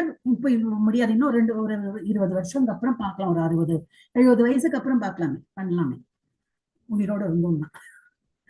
அதுதானே பெரிய பிரச்சனையை. நம்ம வந்து என்ன தப்பு பண்ணியிருக்கோம் அது தெரியாது, போன ஜென்மத்துல என்னவா இருந்தோம் தெரியாது, அடுத்த ஜென்மத்துல என்னவா இருக்க போறோம்னு இந்த ஜென்மத்துல நம்ம பண்ற செய்கையில இருந்து தான் தெரிய வரும். So we have to be very careful. எப்போ இறப்பு வரும்னு தெரியாது. ஸோ நாம் குற்றங்களை ஊக்கப்படுத்தினால் நம்மால் பக்தி தொண்டில் வளர்ச்சி பெற முடியாது. ஒருவன் தனது சக்திக்கேற்ப ஒழுங்குமுறை விதியில் நிலை நின்று பின்னர் அதனை தவறாது பின்பற்ற வேண்டும். 16 ரவுண்ட் இஸ் மினிமம் மோஸ்ட் சொல்லியிருக்காங்க. அதனாலதான் எப்பவுமே 16 பண்ணி முடிக்க கூடாது, 20 22 பண்ணிடணும். அந்த மனசுல அப்படி வச்சுக்கணும். 16 தான் சொல்லியிருக்காங்க. ஆனா நான் எதுக்கு இப்ப சொல்லுவோம் இல்லையா, கிரேஸ் மார்க் 35 தான், 100க்கு 35 தான். அந்த 35 வாங்கிட்டே போறோம், 35 படிச்சா போறோம். அந்த மாதிரி 35க்கு இவ்வளவு ஆன்சர் எழுதி போறோம். பாக்கி உள்ள அந்த மாதிரி விடுறோமா? இல்லையே. நமக்கு இன்னும் வரணும்னு சொல்லிட்டு படிக்கவும் செய்யறாங்க இல்லையா பசங்க எல்லாம், இன்னும் நிறைய வரணும். அதுவும் நமக்கு கிரேஸ் மார்க் மாத்திரம் நம்ம எதிர்பார்த்தோம் 16 போறோம் அப்படின்னு நினைச்சோம்னா 16 பண்ண முடியாத ஸ்டேஜ் வந்தா மாட்டிப்போம். இப்ப என்ன பண்ணணும், 20 22 25 அந்த மாதிரி எப்பவுமே மனசுல வச்சுக்கணும். 25 பண்றேன், 26 பண்றேன் நினைச்சுக்கணும். 26 வரலைனாலும் நோ ப்ராப்ளம். 22 பண்றோமா, 20 பண்றோமா, 18 பண்றோமா, அப்பவும் என்ன யூஆர் ஆல்வேஸ் 16 அப். அந்த மாதிரி நம்ம வந்து சேஃப் இதுல இருப்போம், நெட்ல இருப்போம். இதெல்லாம் என்னுடைய ஆடது என்ன, இதெல்லாம் யாரும் இதுல போட மாட்டாங்க. என்னுடைய எக்ஸ்பீரியன்ஸ் சொல்றேன். ஸோ நான் அந்த மாதிரி நான் கொஞ்சம் ஹை இது வச்சுப்பேன். நிறைய பேருக்கு don't worry, I am there, I will pray for you, I will pray for you. இது எப்பவுமே வாயில வரும். அப்போ பண்ணதான் வேணும். நம்ம வந்து அவங்களை நினைத்து அப்புறம் இந்த மாதிரி இப்போ இன்னைக்கு கிளாஸ்ல யாரும் இல்லைன்னா பண்ணேன். So that will all get added to that. அப்போ என்னது, ஒருவன் தனது சக்திக்கேற்ப ஒழுங்குமுறை விதியில் நிலை நின்று பின்னர் அதனை தவறாது பின்பற்ற வேண்டும். அது அவனை ஆன்மீக வாழ்வில் முன்னேற்றம். இப்ப நமக்கு எப்படி சக்தி இருக்கோ அக்கார்டிங்லி. ஆனா 16 ரவுண்ட் இஸ் மஸ்ட். அதுக்கு மேல நம்ம பண்ணலாம். இப்போ இன்னும் பண்ணல அப்படின்னா மெதுவா பண்ண ஆரம்பிக்கலாம். அப்புறம் ஏகாதசி, எஸ் ஏகாதசியில வந்து விரதம் இருக்கிறது பரிந்துரைக்கப்படுகிறது. ஏன்னா இதுல ஸ்கிரிப்சர்ஸ்லயே சொல்லியிருக்கு. உபவாசம், அதுதான் அதுக்கு பேரு. வாசம்னா வசிக்கிறது, கூட இருக்கிறது. உப்ப அப்படின்னா பக்கத்துல, யாரு கூட பக்கத்துல இருக்கிறது, பகவான. அப்போ பகவான் கூட நம்ம இருக்க போறோமா? அப்படி இல்லை, பகவானை நினைத்து அவரோட நினைப்புல இருக்கிறது. தட் இஸ் வாட் இஸ் உபவாசம். நாட் பலகாரம். பல ஆகாரம் இஸ் பலகாரம் அப்படின்னாங்க. இல்ல அரிசியை தவிர்த்து பாக்கி எல்லாம் சாப்பிடணும் இஸ் பலகாரம் நினைக்கிறாங்க. நோ. அன்னைக்கு கொஞ்சம் வந்து வயிற்றுக்கும் கொஞ்சம் ஆறாம், சமயக்கட்டுலயும் கொஞ்சம் இல்ல, வீட்டுல உள்ளவங்களுக்கு எல்லாம் சமைச்சு போனோம் பண்ணலாம். ஆனா நமக்கு என்னது, we have to be in the thought of பகவானை நினைக்கிறதுக்கு தான் அந்த வந்து நாளை கொடுத்துருக்கு. அப்போ அனாவசியமா வேற இதெல்லாம் பண்ணி, அதனால ஏகாதசி எனக்கு கொஸ்டின்ஸே ஆனா இவ்வளவு கொஸ்டின் கேட்பாங்க. அப்ப அதை சாப்பிடலாமா, சாமை அரிசி சாப்பிடலாமா, இதை சாப்பிடலாமா, இது சாப்பிடலாம். சாப்பிட போகவே கூடாது. டோட்டலா சாப்பாடு கிடையாதுன்னு கிடையாது. எதை சாப்பிடலாம் அன்னைக்கா பார்த்து வந்து பல ஆகாரம் சாப்பிடறதுக்கு தான் எல்லாரும் முயற்சி பண்றாங்களே தவிர சிம்பிளா என்னத்தையோ பண்ணி நம்ம அதுக்கு நாக்கு கொஞ்சம் கண்ட்ரோல் பண்ணி அன்னைக்கு அவ்வளவுதான் எனக்கு ஓகே. பாக்கி உள்ள நாள் தான் டெய்லி சமைக்கிறோமே, அது வீட்டுல உள்ளவங்களுக்கு அதை சமைச்சுடலாம், எனக்கு இன்னைக்கு இவ்வளவு போரும் அப்படின்னு சொல்லிட்டு கண்ட்ரோல் பண்ணிட்டு பகவானை நினைக்கிறது. அதுதான் உபவாசம். உபவாசங்கிறது பகவான் கூட இருக்கிறது. இது என்னது, பை தாட். ஸோ ஏகாதசி வந்து விரதம் இருத்தல். இது வந்து ஒன் ஆஃப் த ஆன்மீக வளர்ச்சிக்கு சொல்லியிருக்காங்க. பிரம்ம வைவர்த்த புராணத்துல ஏகாதசி என்று ஒருவன் விரதம் இருந்தான் என்றால் அவன் தனது பாவங்களில் இருந்து விடுபடுவதோடு புண்ணிய வாழ்க்கையில் வளர்ச்சி பெறலாம் என்று புரிகிறது. இது அதுல மாத்திரம் இல்லை, நிறைய விஷயம் இதுல வந்து ஸ்கிரிப்சர்ஸ்ல எல்லாமே ஏகாதசிக்கு ரொம்ப இம்பார்ட்டன்ஸ் கொடுத்திருக்காங்க. இதன் அடிப்படை நோக்கம் விரதம் இருப்பது என்பதல்ல. விரதம் இருக்கிறது தான், அது டாக்டர்ஸ் வேணா சொல்லுவாங்க, ஒரு நாளைக்கு ரெஸ்ட் கொடுங்கப்பா, ஒரு வாரத்துக்கு ஒருக்கா ரெஸ்ட் கொடுப்பாங்க. நம்ம தான் 15 நாளைக்கு ஒருக்கா ஆட்டோமேட்டிக்கா நம்ம வந்து இந்த ஏகாதசி அன்னைக்கு நமக்கு ரெஸ்ட் கொடுக்கலாம் நம்ம வயிற்றுக்கு. So scientifically also it is ப்ரோவன் Ki you should give கொஞ்சம். அப்ப என்ன பண்ணணும்னா அது உள்ள இருக்கிற அந்த இதையே வந்து என்னெல்லாம் பாக்கி இருக்குமே கச்சரா மாதிரி எல்லாம் இருக்குமே, அதையே வந்து ஸ்டார்ட் டைஜஸ்டிங். எல்லாம் டைஜஸ்ட் பண்ணணும், எல்லாம் கிளென்ஸ் ஆயிடும். நம்ம எவ்ரி 15 டேஸ்க்கு ஒருக்கா கிளென்ஸ் ஆயிடும். அப்ப என்னது கோவிந்தன் நல்லது, கிருஷ்ணரை மீதான தனது அப்ப என்னது விரதம் இருப்பது இம்பார்ட்டன்ட் அது கிடையாது. என்ன பகவானை நினைக்கிறது தான் இம்பார்ட்டன்ட். அப்ப சதாசர்வன தினமும் சாப்பிட்றப்ப நம்ம சாப்பிட்டு இருந்தோம்னா அது போலதான் இருக்கும். தினமும் நான் 16 ரவுண்ட் பண்றேன், அன்னைக்கும் 16 ரவுண்ட் பண்ணேன், அதே போல் சாப்பாடு சாப்பிட்டேன் இல்லையே. ஏகாதசி அன்னைக்கு கொஞ்சம் எக்ஸ்ட்ராவா பகவானை நினைக்கணும். அதுக்கு என்ன பண்ணணும், ஏகாதசி இன்னைக்கு நிறைய ஜபம் பண்ணணும். அப்ப என்ன பண்ணணும், கொஞ்சம் குக்கிங்லாம் கொஞ்சம் படப்படப்படப்படா முடிச்சு பாக்கி யாரு வேணா எப்படி வேணா சாப்பிடுங்க. ஏன்னா நீங்களாம் எங்கெல்லாம் எனக்கு வரத்துக்கு ரெடியா இல்லை, நீங்க சாப்பிடுங்க. ஆனா நான் எப்படி பகவானை நினைத்து நிறைய ரவுண்ட் பண்ணுறேன். அண்ட் இது விரதம் அப்ப என்னது பகவானை நினைத்து கொஞ்சம் சாப்பாட்டையும் கம்மி பண்ணி தூக்கத்தையும் கம்மி பண்ணிட்டு அந்த மாதிரி இருக்கலாம். அப்போ விரதம் இருப்பதன் உண்மையான காரணம் என்னவென்றால் உடலின் தேவைகளை செய்வதன் மூலம் பகவானின் தொண்டில் நமது நேரத்தை செலவிட வேண்டும். ஏன் பகவான் இடத்தில் உபவாசம், பகவான் இடத்தில் ஸ்மரணத்தோட பகவான் இடத்தில் வசிக்கிறது என்பது. விரத நாட்களில் நாம் செய்ய வேண்டிய நல்ல காரியம் என்னவென்றால் கோவிந்தனின் லீலைகளை சிந்திப்பதும். எப்போ மீடியும் கிளாஸ் அட்டென்ட் பண்ணலாம். அதனாலதான் நம்ம இது நம்ம ஏகாதசி என்னது பகவத்கீதா கிளாஸ்லாம் நம்ம கொடுக்கணும். சரி அன்னை ஜப்பம் எனக்கு தோண்டல, but I will read Ekadashi Bhagavad Gita ஸ்லோகாஸ்லாம் படிக்கிறாங்க, அது நான் படிக்கிறேன்னா எஸ் நோ ப்ராப்ளம். நீங்க ஏகாதசி ஜப்பம் மாத்திரம் தான் பண்ண சொல்லுது. பகவானை நினைக்கிறோம்னா நம்ம இதை பகவத்கீதா ஸ்லோகாசும் படிக்கலாம். ஸோ நான் அந்த இது போட்டேன், நீங்க அப்ளை பண்ணிருக்கீங்களா? சுதந்திர தேவி மாதாஜி இருக்காங்களா? அந்த இது போட்டேனே, அப்ளை பண்ணீங்களா மாதாஜி? அவங்க தனியாவும் அனுப்பினேன். ஹரே கிருஷ்ணா. யாரும் இருக்கீங்களா கிளாஸ்ல? ஹரே கிருஷ்ணா. இருக்கும் மாதாஜி. இருக்க மாதாஜி. ஹரே கிருஷ்ணா. Okay okay. இல்ல மாதாஜிக்கு தனியாவும் அனுப்பினேன் நான். ஏன்னா அன்னைக்கு கிளாஸ் முடிஞ்சப்பறம் தான் இது வந்தது. அப்ளை பண்ணிட்டாங்க மாதாஜி. சுதந்திரா தேவி மாதாஜி அப்ளை பண்ணிட்டாங்க மாதாஜி. பண்ணிட்டாங்களா? ஓகே, எழுதிட்டாங்களா? ஓ நீங்க பாத்தீங்களா? அவங்க என்கிட்ட கேட்டாங்க மாதாஜி அப்ளை பண்ணும்போது. ஓகே. ஏன்னா அவங்க குரூப்ல சிலப்ப பார்க்க மாட்டாங்க, எங்கள்கிட்ட தனியா வந்து. ஓகே. சோ இதுதான் பார்க்க மாதாஜி. கோவிந்தனின் லீலைகளை குரூப்ல போட்டிருந்தது பார்க்க மாதாஜி. Okay okay. சோ இந்த இது சிந்திப்பதும் அவரது புனித நாமங்களை இடையராது கேட்பதும். So whole day. அதனால 3 டைம் பகவத்கீதை எடுத்துக்கு 3 டைம்னா 3 செக்ஷன் போட்டுமே. யாருக்கெல்லாம் அதெல்லாம் இன்ட்ரெஸ்ட் உண்டோ, சில பேருக்கு அதுதான் ரொம்ப இன்ட்ரெஸ்ட் இருக்கும், கேளுங்க, நம்மளும் கூட படிக்கணும். நான் என்னோட பேர் வந்தாதான் நான் வருவேன் ஏகாதசியில். அப்பதான் அவங்க படிக்கும்போது நான் ஏன் கூட சொல்லணும்? என் பேர் இருக்கா, எனக்கு 8th சாப்டர் கொடுத்தாங்களா, 6th சாப்டர் கொடுத்தாங்களா, அப்ப நான் வருவேன். நோ, அது அவங்களும் செலக்ட் பண்ணிட்டாங்க, அவங்க படிக்கணும். நம்ம வீட்டுல நம்ம அவங்க கூட நம்மளும் படிக்கலாமே இல்லையா? அந்த மாதிரிதான் பண்ணணும் நம்ம. Actually we should be doing that. Select பண்றாங்க இல்ல, அது நம்ம we won't know. செலக்ட் ஆச்சுன்னா வெரி குட். செலக்ட் ஆகலன்னா என்ன, நோ ப்ராப்ளம். எனக்கு டைம் இருக்கு, அந்த டைம்ல உட்காந்து நான் மியூட்ல உட்காந்து நான் படிக்கிறேன். அதனால we want devotees also. இல்லையா? கை கட்டுறோம் என்னது தாலி பஜானிக்கோ அந்த மாதிரி கிடையாது. நமக்கு ஒரு படிக்கிறதுக்கு ஒரு சான்ஸ் கொடுக்குறாங்க. அப்பதான் அரச மரத்திற்கு மரியாதை செய்யும். இது யாருக்கெல்லாம் அரச மரம் பக்கத்துல இருக்கோ போகலாம், அதுக்குன்னு தேடி பிடிச்சோம்னா போக வேண்டாம். அந்த மாதிரி இருந்ததுனாக்கா அங்கேயும் நம்ம மரியாதை செலுத்தணும். எப்படி ஸ்கந்த புராணத்துல இது கொடுத்திருக்கு, ஒரு பக்தன் துளசி செடிக்கும் நெல்லி மரத்திற்கும் நீர் வார்க்க வேண்டும் என்று கட்டளையிடப்பட்டுள்ளது. துளசி செடி ரொம்ப ஈஸியா வளரப்பட்டது. நம்மள மாதிரி புண்ணிய கண்ட்ரில இருக்கு, சாத்தான் கண்ட்ரில இருக்கே, அமெரிக்கா, லண்டன், இது யூகே எல்லாம் ஒரே தரித்திரம்னா தரித்திரம். பணம் எல்லாம் இருக்கிற போல எல்லாம் காட்டுவாங்க. ஆனா ஒரு எல்லாம் கேண்டு ஃபுட்டும் எல்லாரும் தெரியும். இப்போ மாதாஜிலாம் போயிட்டு வந்தாங்க. யாரு? Bhamini Mataji. I don't know சிங்கப்பூர்லாம் எப்படி தெரியாது, மலேசியாலாம் எப்படி தெரியாது, பட் இங்க இந்த இதெல்லாம் பார்த்தேன். எல்லாம் கேண்டு ஃபுட் தான். அங்கெல்லாம் ஒன்றும் விளைச்சலே கிடையாது. எல்லா கண்ட்ரிஸ்லயும் வருது, எப்போ பேக் பண்ணிருப்பாங்களோ அதுல எல்லாம் ப்ரிசர்வேட்டிவ் போட்டு எக்ஸ்பைரி டேட்டும் போட்டுருவாங்க. அதுதான் சாப்பிடணும், வழியே கிடையாது. இங்கே பண்றாங்க, இங்கே கேண்டு ஃபுட்லாம் கிடைக்கிறது, ஆனா ஃப்ரெஷ் வெஜிடபிளும் கிடைக்கிறது. ஸோ இது நம்ம ப்ரிஃபர் பண்ணோம், ஃப்ரெஷ் வெஜிடபிள் தான் நம்ம ப்ரிஃபர் பண்ணோம். ஓகே, ஹரே கிருஷ்ணா. அப்போ இந்த நெல்லி மரத்துக்கும் துளசி செடி எல்லார் வீட்லையும் கண்டிப்பா வச்சிருக்கணும்.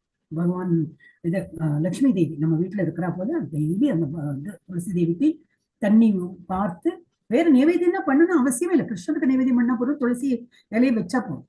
வேற பட் துளசி தேவியை நம்ம பிரதட்சணம். அப்ப நான் அதை போட்டிருக்கேன், என்னது பிரம்மஹத்யா எந்த ஜென்மத்தை எப்போ பண்ணினா அந்த தோஷம் எல்லாம் கூட விட்டு போகும். ஸோ துளசி செடிக்கு நம்ம வழிபடணும்.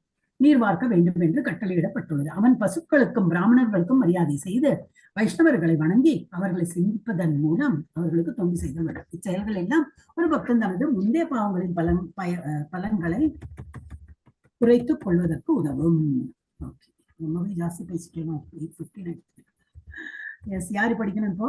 இந்த மாதாஜி, பாமினி மாதாஜி படிங்க மாதாஜி. ஹரே கிருஷ்ணா மாதாஜி. படி. அபக்தர்களின் உறவினை. அபக்தர்களின் உறவினை துரத்தல். பகவான் சைத்தன்யரை ஒருமுறை இல்லறத்தில் வாழும் அவரது பக்தர் ஒருவர் கேட்டார், ஒரு வைஷ்ணவனின் பொதுவான குணம் எப்படி இருத்தல் வேண்டும் என்று. இது தொடர்பாக பதிலளிக்கும் பொழுது, ஒரு வைணவன் எப்போதும் அப்பக்தர்களின் உறவினை துரத்தல் வேண்டும் என்று பகவான் கூறினார். அவர் மேலும் விளக்குகையில், இருவகையான அபக்தர்கள் உண்டு. ஒரு வகையினர் பகவான் கிருஷ்ணரின் மேலாண்மையை எதிர்ப்பவர்கள், மற்றொரு வகையினர் லோகாயவாதிகள், அதாவது உலக இன்பத்தின் பின்னே ஓடுபவர்களும் பகவானின் உயர் ஆளுமைக்கு எதிராக இருப்பவர்களும் அவைஷ்ணவர்கள் என்று அழைக்கப்படுகின்றனர். அவர்களின் தொடர்பு கண்டிப்பாக தவிர்க்கப்பட வேண்டியதாகும். காத்தியாயன் சம்ஹிதையில் பகவானின் உயர் ஆளுமையை எதிர்ப்பவர்களுடன் இருப்பதை காட்டிலும் ஒருவன் இரும்பு கூட்டிலோ அல்லது நெருப்புக்கு நடுவிலோ இருக்க சொன்னால் அவன் அதை ஏற்றுக்கொள்ள வேண்டும் என்று குறிப்பிடப்பட்டிருக்கிறது. அதுபோல் விஷ்ணு ரகசியத்தில் பிற தேவர்களை வணங்குபவர்கள் மற்றும் மண்ணாசை உடையவர்களுடன் தொடர்பு கொள்வதை காட்டிலும் பாம்பு, புலி முதலிய போன்றவற்றை தழுவிக்கொள்ள தயாராக இருக்க வேண்டும் என்பது கூறப்பட்டுள்ளது. ஒருவன் ஒரு குறிப்பிட்ட பலனை அடைய வேண்டும் என்பதற்காக ஒரு குறிப்பிட்ட தேவரை வழிபடலாம் என்று சாஸ்திரங்களில் கூறப்பட்டுள்ளது. ஒருவன் தனது நோயிலிருந்து விடுபட வேண்டும் என்று விரும்பினால் அவன் சூரிய தேவனை வழிபட வேண்டும் என்று அறிவுறுத்தப்படுகிறார். அழகிய மனைவியை விரும்புவர் சிவபெருமானின் துணைவியான உமாவையும், உயர்கல்வியை விரும்புவர் சரஸ்வதி தேவியும் வழிபடலாம். அதுபோல் பல்வேறு உலகியல் இச்சைகளுக்கேற்ப வழிபட வேண்டிய பல்வேறு தேவர்களை பற்றிய ஒரு பட்டியலே ஸ்ரீமத் பாகவதத்தில் இருக்கிறது. ஆனால் இவ்வாறு வழிபடுபவர்கள் அனைவரும் உண்மையில் அபக்தர்களாகவே கருதப்படுகின்றனர். அவர்கள் பக்தர்களாக ஏற்றுக்கொள்ளப்படுவதில்லை. படிக்கலாம் மாதாஜி. மாயாவதிகள், அருவவாதிகள் ஒருவன் பகவானின் எந்த வடிவத்தை வேண்டுமென்றாலும் வழிபடலாம், அதில் தவறில்லை. ஏனென்றால் அவன் அடையும் இடம் இறுதியில் ஒன்றுதான் என்று கூறுகின்றனர். ஆனால் பகவத்கீதையில் தேவனை வழிபடுவோர் தேவலோகத்தையும், பகவானை வழிபடுவர்கள் பகவானின் இருப்பிடமான இறை உலகிலும் அடைய என்றும் மிக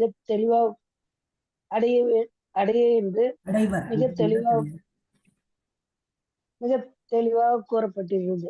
அதனால் தேவர்களை வணங்குவோர் உண்மையில் பகவத்கீதையில் கண்டிக்கப்படுகின்றனர்.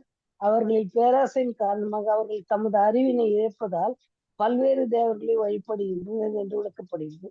அதனால் தான் விஷ்ணு ரகசியத்தில் தேவர்களை வழிபடுபவருடன் வாழ்வதை காட்டிலும் கொடிய விலங்குகளுடன் வாழ்தல் நன்றி என்று கூறப்படுகிறது. தகுதியாடி ஹரே கிருஷ்ண.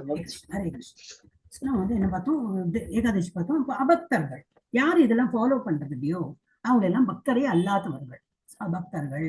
இது வந்திருக்கு நம்ம பகவத்கீதையிலேயே கொடுத்துருக்கு இதை பத்தி எல்லாம். ஸோ அந்த மாதிரி யாரு ஒழுங்கா ஸ்கிரிப்சர்ஸ் ஃபாலோ பண்றது இல்லையோ, பக்தியில நாட்டம் இல்லையோ, அந்த சங்கத்தை நம்ம விட்டுடணும். அந்த உறவினை நம்ம துரத்தல் வேண்டும். இல்லாட்டா நம்ம ஆஃப்டர் ஆல் ஆப்பிள் தானே இல்லையா, நாட் மல்லிகைப்பூ. அந்த எக்ஸாம்பிள் நம்ம நினைவு வரணும். நம்ம ஆஃப்டர் ஆல் ஒரு ஆர்டினரி பர்சன். எப்போ நம்ம மாறிடுவோம்னு நமக்கே தெரியாது. அவங்க சங்கத்துல இருக்கும்போது அப்படி இப்படின்னு ஓப்பனா நெகட்டிவா சொல்ல மாட்டாங்க. ஆனா என்னவோ சொல்லி ஒன் ஃபைன் டே நம்மளும் அந்த மாதிரி ஆயிடும். நம்ம பேச்சும் அவங்க பேசுற போலயே ஆயிடும். ஸோ நமக்கு எப்போ தெரியுமோ அவங்க அதுல நாட்டம் இல்லை, ஆனா எனக்கு இருக்கு. ஸோ அந்த சங்கத்தை நம்ம துறக்கணும். பகவான் சைத்தன்யரே ஒரு முறை இல்லத்தில் வாழும் அவரது பக்தர் ஒருவர் என்ன கேட்டார், ஒரு வைஷ்ணவரின் பொதுவான குணம் எப்படி இருக்கணும் அப்படின்னு என்று. இது தொடர்பாக பதிலளிக்கும் பொழுது, ஒரு வைஷ்ணவன் எப்பொழுதும் அபக்தர்களின் உறவினை துரத்தல் வேண்டும் என்று பகவான் கூறினார். சும்மா ஆர்கியூ பண்ணி அது மாதிரி பண்ணாம என்ன ஆகும், கடைசியில் நம்ம மாறி போயிடும். அதை விட நம்ம நீ உன்னோட இடத்துல நீ சரி, என்னோட இடத்துல நான் சரி அப்படின்னு சொல்லிட்டு அவனுக்கும் நிறைய ஃப்ரெண்ட்ஸ் இருப்பான், நமக்கும் ஃப்ரெண்ட்ஸ் இருப்பான். நம்ம ஃப்ரெண்ட்ஸோ வாட் எவர் சங்கத்துல நம்ம நல்ல சங்கத்தை நம்ம இருப்போம். அவனும் அவனோட சங்கம் நல்லது நினைச்சுட்டு அவன் அந்த மாதிரி இருக்கும். ஒரு வைணவன் எப்பொழுதும் அபக்தர்களின் உறவினை துரத்தல் வேண்டும் என்று பகவான் கூறினார். இதுதான் பக்தர்கள் எப்படி இருக்கணுங்கிறதுக்கு இது ஒரு என்னன்னாக்கா we have to be away from யாரு பக்தி காட்டுறது இல்லையோ அவங்க அவங்க சந்தத்துல நம்ம விடுதலையா இருக்கணும். அவர் மேலும் விளக்குகையில் இரு வகையான அபக்தர்கள் உண்டு. அது வந்து என்னன்னா, ஒரு வகையினர் பகவான் கிருஷ்ணரை மேலாண்மை எதிர்ப்பவர்கள். ஏன் Krishna, why only Krishna, why not Rama, why not Sita, why not Kali, why not Murugan, why not Ganapathi, எல்லாம் பண்ணலாமே. ஏன்னா பகவானே வந்து பகவத்கீதையில் சொல்லியிருக்காரு, ததாமி புத்தி யோகம் தம், நான் உனக்கு அந்த மாதிரி புத்தியை கொடுக்குறேன். அந்த மாதிரி உனக்கு வந்து உனக்கு என்ன நாட்டம், அந்த சிறிய புத்தி உடையவர்கள், அதுவும் கொடுத்துருக்கு. அப்புறம் இதுல என்னது அந்த மீனிங்ல கொடுத்துருக்கு, கொஞ்சம் less intelligent people will approach. ஆனா அந்த மாதிரி புத்தி நான் தான் கொடுக்குறேன். ஏன்னா முதல் நியூஃபைட் எல்லாம் நம்ம வந்து புது பக்தர்கள், நமக்கு தெரியாது. சடன்லி கிருஷ்ணா தான் எல்லாம், பாக்கி எல்லாம் புறக்கணிச்சோம்னா முடியாது நம்மளால. ஏன்னா வீட்டுல எல்லா விக்கிரமும் வச்சிருப்போம், எல்லா போட்டும் இருக்கும், எல்லாத்தையும் எடுத்துட்டு ஒன்லி கிருஷ்ணன் வைக்க முடியுமா? கிருஷ்ணன் இருக்கார், பாக்கி எல்லாம் இருக்கும். ஓகே, அப்ப நம்ம எல்லாம் நியூஃபைட்ல இருக்கும். அப்படின்னானது ஆரம்ப கட்டத்துல இருக்கும். உனக்கு அந்த மாதிரி புத்தியை நான் தான் கொடுக்குறேன். லட்சுமி வழிபடு, சரஸ்வதி வழிபடு, கணபதி வழிபடு, ஐயப்பன் வழிபடு, எல்லாத்தையும் வழிபடு. ஆனா அப்புறம் ஒரு ஸ்லோகத்தை சொன்னார், இவங்க எல்லாம் இன்டைரக்டா என்ன வழிபடுறாங்க, ஆனா அது வந்து தப்பு காரியம் பண்றாங்க. ஏன் அப்படி சொல்றாருன்னா, பக்தர்கள், இந்த மாதிரி பக்தர்கள், சோகால்டு பக்தர்கள் என்ன பண்ணுவாங்கன்னா, மாலை ஜபம் பண்றதுக்கு நேரமே இல்லை. ஏன்? ஏன்னா நான் வந்து அந்த இதுக்கு போனேன், அந்த கோயிலுக்கு போனேன், அதை வழிபட்டேன், இந்த விரதம் இருந்தேன், இது பூஜை பண்ணேன், அதை பண்ணேன், இதை பண்ணி எல்லாம் பண்ணுவாங்க. அப்புறம் என்னது, ஜபம் பண்றதுக்கு நேரம் இல்லை. எது நமக்கு வந்து இம்பார்ட்டண்டா சொல்லியிருக்காங்களோ அது பண்றதுக்கு நேரம் இல்லைன்னு வந்து. ஸோ அந்த மாதிரி அப்போ என்ன ஆகும், நம்ம மேஜரா எது பண்ணணுமோ அது இப்போ இதே போல ஏகாதசி விரதம் என்னால முடியாது. ஏன்னா அதுக்கு முன்னாடிதான் ஒரு விரதம் எடுத்திருக்கேன்.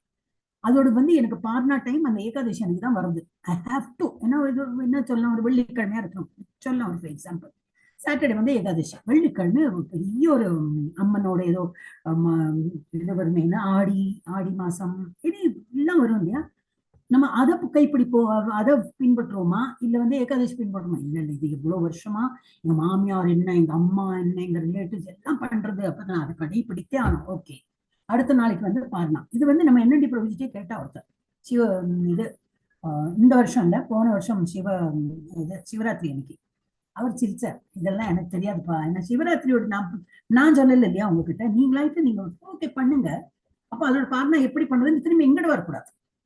எங்கிட்ட வரீங்கன்னா நான் என்ன சொல்லுவேன், அந்த சிவராத்திரி விரதம் பண்ணாதீங்க, ஏகாதசி விரதம் ஃபாலோ பண்ணுவேன்னு தான் நான் சொல்லுவேன்.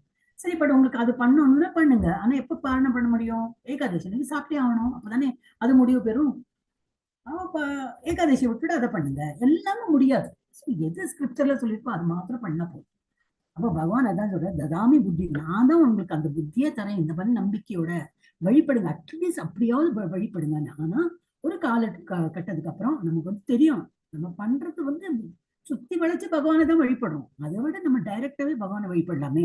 ஆனாலும் பிடிவாதத்தோடு நான் அதுதான் பண்ணுவேன் படும்போது என்ன ஆகும், நம்ம நார்மல் எது சொல்லப்பட்டிருக்கோ அது பண்ண முடியாத ஸ்டேஜ் வரும்போது அவன் வந்து முட்டாள், அவன் பண்றது எல்லாம் தப்பான காரியம் பகவான் வந்து அதுக்கு தீர்மானமே பண்ணி சொல்லிட்டேன். எந்த ஸ்லோகம் நான் தேடி பார்க்கணும், எனக்கு அந்த ஸ்லோகம் நினைவு வர மாட்டேங்குது. சோ அது வந்து பண்றது தவறு. அவன் வந்து என்னை மறைமுகமாக வழிபடுறான், ஆனால் அது வந்து தவறு. அப்படி கூகுள் பண்ணி பார்த்தா உங்களுக்கு நம்பர் தெரியும். சோ இது வந்து எதிர்க்கிற பகவானே வந்து பகவத்கீதை சொல்லிருக்கு. அதெல்லாம் அபக்தர்கள், அதாவது உலக இன்பத்தின் பின்னே ஓடுபவர்கள். அது வந்து ஒரு வகை. எது ஒரு வகை, கிருஷ்ணரை மேலாண்மையை எதிர்ப்பவர்கள். கிருஷ்ணர் தான் பெரியவரோ, நான் பாக்கி எல்லாமே பெரிய, ஓகே, இப்போ கிருஷ்ணர் பண்றதுக்கு ஜபம் பண்றதுக்கு நேரம் இல்லை, அந்த மாதிரி ஆயிடும். மற்றொரு வரி என்னது, லோகாயவதிகள். அப்படின்னா என்னது, பௌதிக இன்பம் பௌதிக ஆசைகளை வந்து திருப்திப்படுத்துறவங்க. அதாவது உலக இன்பத்தின் பின்னே ஓடுபவர்களும் பகவானின் உயர் ஆளுமைக்கு எதிராக இருப்பவர்களும் அவைஷ்ணவர்கள் என்று அழைக்கப்படுகின்றனர். அவர்களின் தொடர்பு கண்டிப்பாக தவிர்க்கப்பட வேண்டியதாகும். வீட்லயே அந்த மாதிரி இருக்காங்கன்னாக்கா என்ன பண்ண முடியும்? இப்போ வீட்டுல உள்ளவங்க சொல்லி பார்க்கலாம். இப்ப நம்ம வந்து ஒரு மாதிரி வளர்ந்த பசங்களா இருந்தா, நான் இவ்வளவு ஜபம் பண்றேன், இதெல்லாம் பண்றேன், நீங்களும் வாங்கப்பா, ஃபுல்லா என்ன மாதிரி இல்லாம கிளாஸ் அட்டன் பண்ணி காத்தால மங்களாரத்தி பார்த்து அந்த மாதிரி எல்லாம் பண்ண வேண்டாம். அட்டி ஜபம் பண்ணுங்க, ஜபத்துல இருந்து ஆரம்பிக்கிறோம். அப்புறம் பிரசாதம், எஸ் நான் தான் பிரசாதம் தான் உங்களுக்கு எல்லாருக்கும் பண்றேன், பிரசாதம் சாப்பிட்டு பழகுங்க. என்ன பண்ணாலும் வீட்டுல வந்து இப்ப சாயந்தரம், காலையில நான் தான் பண்ணிட்டு போறேன், சாயந்தரம் நீங்க வந்து இப்ப நான் வரதுக்கு எங்க ஆபீஸ் போயிட்டு வரும்போது 8 மணி 9 மணி ஆயிடும் தான், நீங்க என்ன பண்ணலாம், இப்ப சாயந்தரம் வந்து விளக்கேத்துங்க. விளக்கேற்றி பகவானுக்கு முன்னாடி ஏதோ ஒன்று பாலோ ட்ரை ஃப்ரூட்ஸோ something we can train our children that way. So அந்த மாதிரி பண்ணி அதை வந்து பிரசாதமா நம்ம வந்து விநியோகம் பண்ணி சாப்பிடலாம் அப்படின்னு. அது அப்படி பழகி பழகி என்னாகும், அந்த பசங்களுக்கும் தெரியும், ஓ பிரசாதம் தான் சாப்பிடணும் அப்படின்னு. முடியல, எப்பவுமே நம்மளால முடியாது. ஆனாலும் ஒரு மனசை ஒரு கண்ட்ரோல் பண்றதுக்கு இதெல்லாம் தான் பழகணும். அப்புறம் இருக்கவே இருக்கு, நம்ம வீட்டுல ஏதோ இது வரும், ஒரு கல்யாணமே வரும், என்ன பண்ண முடியும், சாப்பிடதான் வேணும். எவன் சமைச்சானோ, எந்த குக்கு சமைச்சாரோ அதெல்லாம் இப்ப சாப்பிடதான் வேணும். பட் அவாய்டு பண்றது நல்லது. எப்பவும் வெளியில சாப்பிடறதுக்கும் எப்பவாவது ஒன்ஸ் இன் அ வைல் இந்த மாதிரி ஏதோ கல்யாணம் இங்க போகணும், 4 நாளைக்கு டிராவல், என் வீட்டுல இருந்து கொண்டு போனதெல்லாம் கதம், ஒண்ணுமே இல்லை பேலன்ஸ். வீட்டுல இருந்து சமைச்சு நைவேத்தியம் தான் பண்ணதான் கொண்டு போனேன். ஆனா என்கிட்ட இல்ல, I'm travelling, still I'm travelling, வீட்டுல வெளியில தான் சாப்பிடணும். எவ்வளவு நேரம் தான் ஃப்ரூட் சாப்பிடுறது. So I have to meet something, ஒரு சாலிட்னா பகவான் கிருஷ்ணார்ப்பணம் அப்படின்னு நினைச்சு சாப்பிடலாம். அந்த சூழ்நிலை காரணம் இது பண்ணி நம்ம சாப்பிடலாம். நம்மளே போயிட்டு நைவேத்தியம் பண்ணாத வஸ்துவை சாப்பிடாத அவாய்ட் பண்றது நல்லது. ஸோ லோகாயவாதிகள் அந்த மாதிரி இருப்பாங்க. உயர் ஆளுமைக்கு எதிராக இருப்பவர்களும் வைஷ்ணவர்கள் என்று அழைக்கப்படுகிறது. அவர்களின் தொடர்பு கண்டிப்பாக தவிர்க்கப்பட வேண்டும். அப்புறம் காத்தியாயன சமிதையில் என்ன கொடுத்திருக்கு, பகவானின் உயர் ஆளுமையை எதிர்ப்பவர்களுடன் இருப்பதை காட்டிலும் ஒருவன் இரும்பு கூட்டிலோ, ஒரு இரும்பு சங்கிலியெல்லாம் போட்டு ஏதோ ஒரு கூண்டுல அடைச்சிருந்தா எப்படி இருக்கும், அந்த மாதிரி இருக்கும். அந்த மாதிரி வேணா இருந்துடுங்க, ஆனா அபக்தர்கள் கூட்டத்தில் இருக்காதீங்க. அல்லது நெருப்புக்கு நடுவில் இருக்க சொன்னால் அதனை ஏற்றுக்கொள்ள வேண்டும் என்று குறிப்பிடப்பட்ட. அப்படின்னா அதை விட மோசமானவங்க அபக்தர்கள். எப்ப நம்ம மாறிடுவோம் நமக்கு தெரியாது. இல்ல நம்ம பிரகலாத் மகாராஜ் மாதிரி மல்லிகை பூ மாதிரி இருக்கணும் முடியுமா? நம்ம இன்னும் ஆகல, இன்னமும் நம்ம நியோஃபைட் ஸ்டேஜ்ல தான் இருக்கோம். ஈஸியா நம்மளை பிரெயின் வாஷ் பண்ணிடுவாங்க. அதுபோல் விஷ்ணு ரகசியத்தில் வேற எதுவும் கொடுத்தது எல்லாம் வித் ஸ்கிரிப்சரல் எவிடன்ஸ் தான். அதோடு தான் நம்ம எழுதியிருக்காங்க. பிற தேவர்களை வணங்குபவர்கள் மற்றும் மண்ணாசை உடையவர்களுடன் தொடர்பு கொள்வதை காட்டிலும், மண்ணாசைன்னா என்னது, அந்த லேண்ட் வாங்கினேன், இந்த வீடு வாங்கினேன், அந்த ஒரு என்னது ஏதோ ஒரு ஊர் இருக்கு, அடிக்கடி போயிட்டு வரேன், சரி அங்கே ஒரு வீடு வாங்கினேன், பணம் இருக்கு, வீடு வாங்கினேன். மண்ணாசை, மண்ணு, பெண்ணு, அப்புறம் என்னது பொண்ணு, மண்ணாசை, பொன்னாசை, பெண்ணாசை, இது மூணுமே தவிர்க்கப்பட வேண்டும். இதுல எஸ்பெஷலி மண்ணாசை சொல்லியிருக்காங்க. பாம்பு அது அவர்களுடன் தொடர்பு கொள்வதை காட்டிலும் பாம்பு, புலி, முதலை போன்றவர்களை தழுவி கொள்ள தயாராக இருக்க வேண்டும் என்று கூறப்பட்டுள்ளது. அது எவ்வளவு டேஞ்சர் இல்லையா? அப்ப ஆனா மண்ணாசைக்காரனை விட அவனோட சொந்தமே வச்சுக்க கூடாது, அந்த மாதிரி சொல்லியிருக்காங்க. ஒருவன் ஒரு குறிப்பிட்ட பலனை அடைய வேண்டும், நம்ம திரும்பி நம்ம கேட்டகரி தான். நல்ல மார்க் வரணுமே, அப்போ சதுர்த்தங்க எடுக்கிறேன் பிள்ளையாரே, அப்புறம் என்னது நினைவு சக்தி வேணும்னா யாரும் இது ஆஞ்சநேயா, ஏதோ ஒண்ணு இருக்கும். ஒரு பகவான் எனக்கு ரொம்ப பிடிக்கும், அந்த காளி தேவி, ஏதோ ஒண்ணு இருக்கும். எல்லார் வீட்லயும் நம்ம அந்த மாதிரி ஃபாலோ பண்றோம். ஸோ அந்த மாதிரி அது ஒரு பலனை அடைய வேண்டும், நல்ல பதவி உயர்வு வேண்டும், எனக்கு நல்லா உடல் நல்லா ஆகணும், மார்க் நல்லா கிடைக்கணும், வேலை நல்லா கிடைக்கணும், வரன் நல்லா அமையணும், குழந்தை பிறக்கணும். இந்த மாதிரி நிறைய ஒரு விஷயம் நம்ம பௌதிக விஷயத்துக்கு வேண்டி நம்ம அதை அடைய வேண்டும் என்பதற்காக ஒரு குறிப்பிட்ட தேவரை வழிபடலாம் என்று சாஸ்திரங்களில் கூறப்பட்டுள்ளது. ஏன்னா நம்ம இதெல்லாமே வேதங்கள் எல்லாமே அந்த மாதிரி சொல்லியிருக்கு. அஸ்வமேத யாகம், இதை பண்ணினா இது கிடைக்கும், பல ஸ்ருதியும் கொடுத்திருப்பாங்க. இது டெஃபினட்டா இது பண்ணா உங்களுக்கு இது கண்டிப்பா கிடைக்கும் அப்படின்னு. ஸோ வேதங்களையும் கொடுத்திருக்கு, நம்ம சாஸ்திரங்களும் குறிப்பிடுவோம். ஒருவன் தனது நோயிலிருந்து விடுபட வேண்டும் என்று விரும்பினால் அவன் சூரிய தேவனை வழிபடலாம். இன்னும் விட்டமின் டி வழிபட்டு என்னெல்லாம் சொல்லலாம், ஆதித்ய ஹிருதயம் சொல்லலாம், அதெல்லாம் பண்ணலாம் அறிவுறுத்தப்படுகிறான். அழகிய மனைவை விரும்புபவன் என்னது உமாதேவி, சிவபெருமானின் துணைவியான உமாவையும், உயர்கல்வியை விரும்புவன் சரஸ்வதி தேவியும், லட்சுமியை பணம் விரும்புபவன் கணபதி என்னதுக்கு விக்ன விநாசகர், ஒரு விக்னம் இல்லாம ஒரு காரியம் நடக்கணும் அவன் பகவான், அந்த மாதிரி. ஸோ எல்லாம் அதுபோல் பல்வேறு உலகில் இச்சைகளுக்கேற்ப வழிபட வேண்டிய பல்வேறு தேவர்களை பற்றி ஒரு பட்டியலே ஸ்ரீமத் பாகவதத்தில் கொடுக்கப்பட்டிருக்கு. ஆனால் இவ்வாறு வழிபடுபவர்கள் அனைவரும் உண்மையில் அபக்தர்களாகவே கருதப்படுகின்றன. ஏன் தப்பாது அப்படின்னா, தப்புன்னு கிடையாது, ஆனா லாங் ரூட் தான் அவங்க பாக்குறாங்களே தவிர, கிருஷ்ணரை வழிபட்ட இதெல்லாம் கிடைக்கும், பணமும் கிடைக்கும், பதவியும் கிடைக்கும், உடல் நோயிலிருந்து விடுபடலாம், எல்லாமே கிடைக்கும். அது அவங்களுக்கு பக்தி கிடையாதுன்னு அர்த்தம். அதனால்தான் அவங்கெல்லாம் அபக்தர்கள். ஏன்னா கிருஷ்ணர் இஸ் அ ரூட், கிருஷ்ணர் இஸ் அ ரூட். அந்த ரூட்டுக்கு நம்ம தண்ணி பாய்ச்சமே இல்லை. அந்த ரோஜா செடி இலை நல்லா இருக்கு, இந்த ஒரு மரத்தோட இலை நல்லா இருக்கு, இதுக்கு இப்ப கனி நல்லா இருக்கு, இதுக்கு காய் நல்லா இருக்குன்னு சொல்லிட்டு நம்ம அந்த மாதிரி போனோம்னா டு சம் எக்ஸ்டென்ட் ஸ்டார்டிங்ல ஓகே, அப்புறம் நீ அபக்தன் தான். ஏன்னா அதுலயே தான் நம்பிக்கை இருக்கே தவிர இன்னும் கிருஷ்ணர் தான் எல்லாம் கொடுக்குறேன்னு சொல்லிட்டு உனக்கு நம்பிக்கை இல்லையே. ஸோ அந்த மாதிரி இருக்கிறவங்கள நம்ம தவிர்ப்போம். அவங்க அபக்தர்கள். அனைவரும் உண்மையில் அபக்தர்களாகவே கருதப்படுகின்றனர், அவர்கள் பக்தர்களாக ஏற்றுக்கொள்ளப்படுவதில்லை. ஸோ அதனாலதான் கிருஷ்ணரை வழிபடணும்னா எப்படி அப்படின்னு சொல்லிட்டு நமக்கு அடிக்கடி நம்ம அதான் இப்ப எல்லாம் திருவிழா இதெல்லாம் நடக்கிறது இல்லையா, நம்ம இஸ்கான்லயே நம்ம பார்ப்போம். நம்ம எல்லாமே இப்ப நம்ம லக்கினாதான் நினைச்சு பார்ப்போம். வேற எங்க நம்ம அட்டாச்சா இருக்கலாம். ஆனா நம்ம இஸ்கான் மங்களூர்ல கோவிலே இருக்கிறதுனால காலையில அவங்க வந்து ஆரத்தி பண்றது நம்ம பார்க்கலாம். வேற எந்த நீங்க வேணா போய் பாருங்க, கோயில் இல்லைன்னா என்ன பண்றாங்க, ஜபம் பண்ணுவா. வில் தே எவர் ஷோ இது மங்களாரத்தி எல்லாம் காட்ட முடியுமா?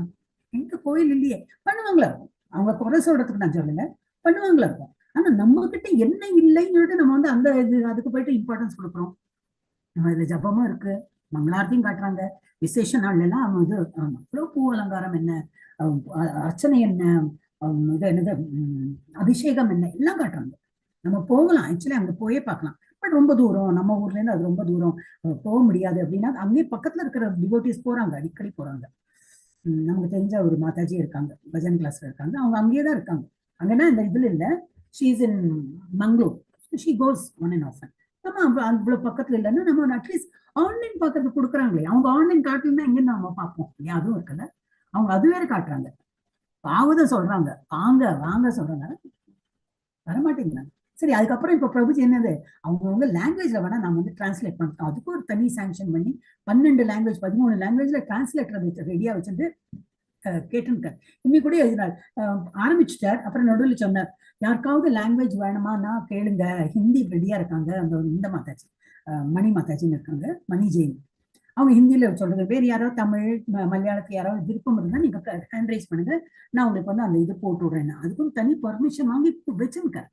எனக்கு டெய்லி அவர் கேட்கிறாரு.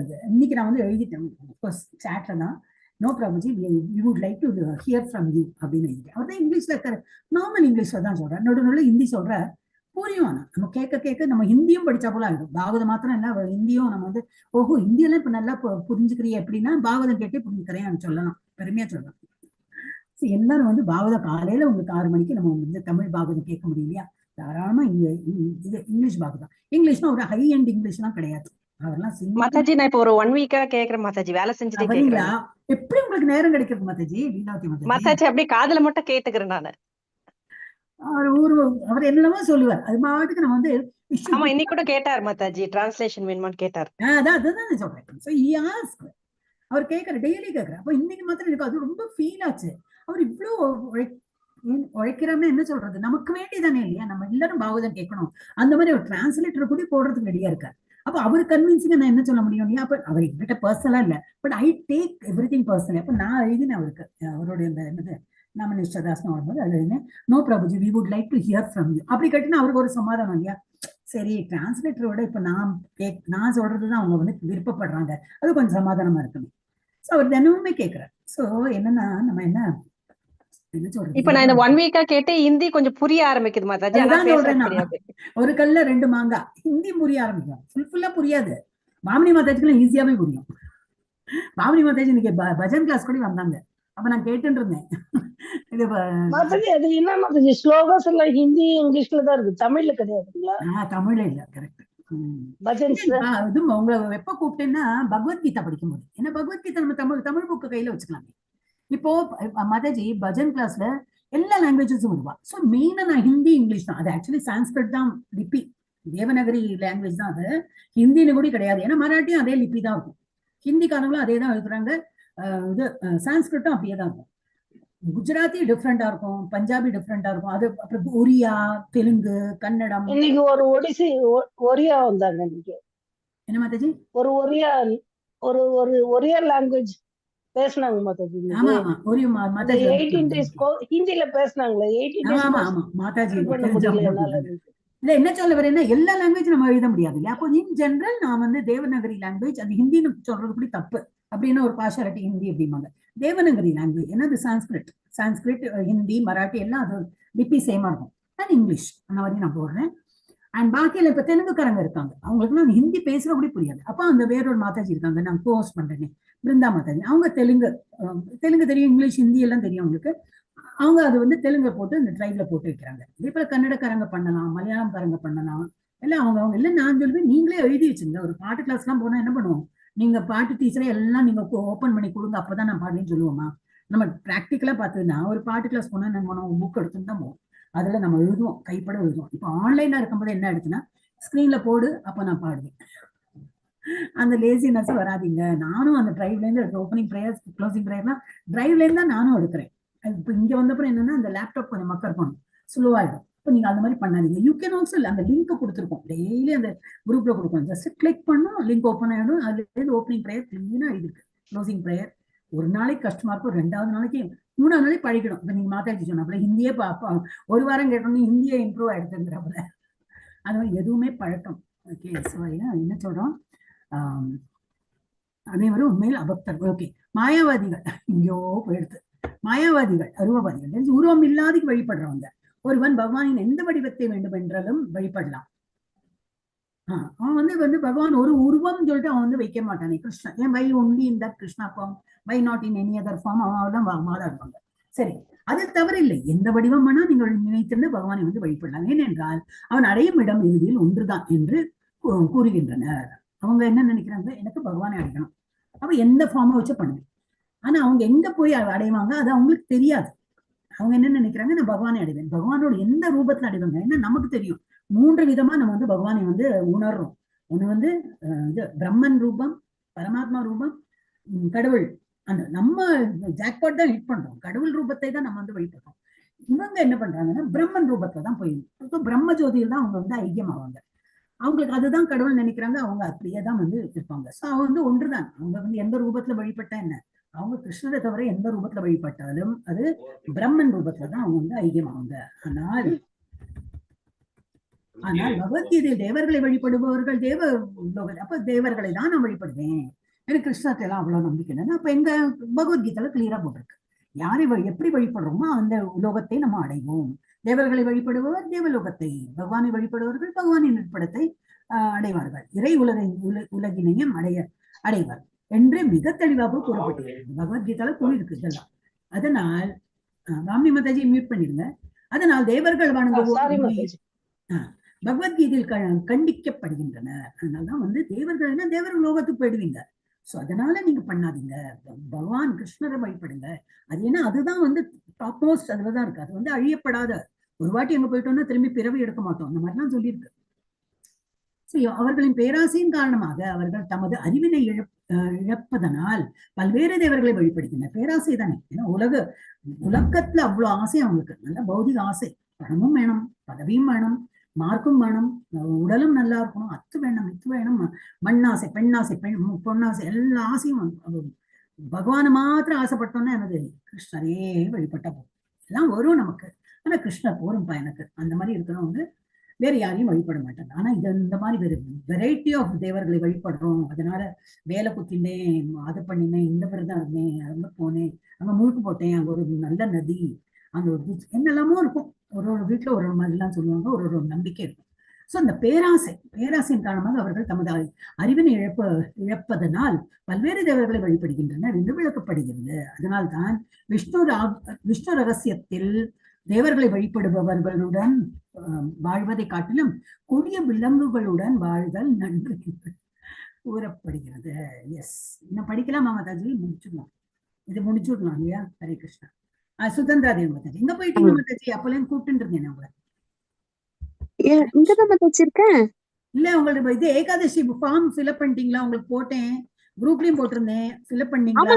எனக்கு போட்டிருந்தீங்க, நான் இது போட்டுட்டு இருந்த மாதாஜி. 4 பாட்டு சொல்லணும்ன்றதோட எனக்கு கொஞ்சம் பயம் வந்துருச்சு, அப்படியே திருப்பி நிறுத்தி இருக்கேன் மாதாஜி. போடுறேன் மாதாஜி.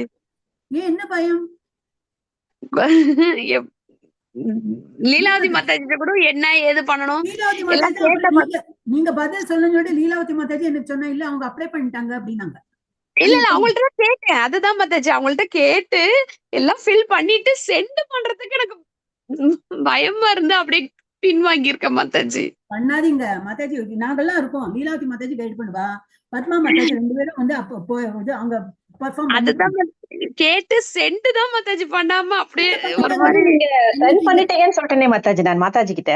அது நம்ம உன்கிட்ட கேட்டல்லப்பா, நான் கேட்டுட்டு சென்ட் தான் மாதாஜி பண்ணல. அடுத்து கேட்டேன் அவங்கள்ட்ட. பண்ணுங்க, இந்த கிளாஸ் முடிஞ்சோட பண்ணுங்க மாதாஜி, இப்ப பண்ணிடுங்க.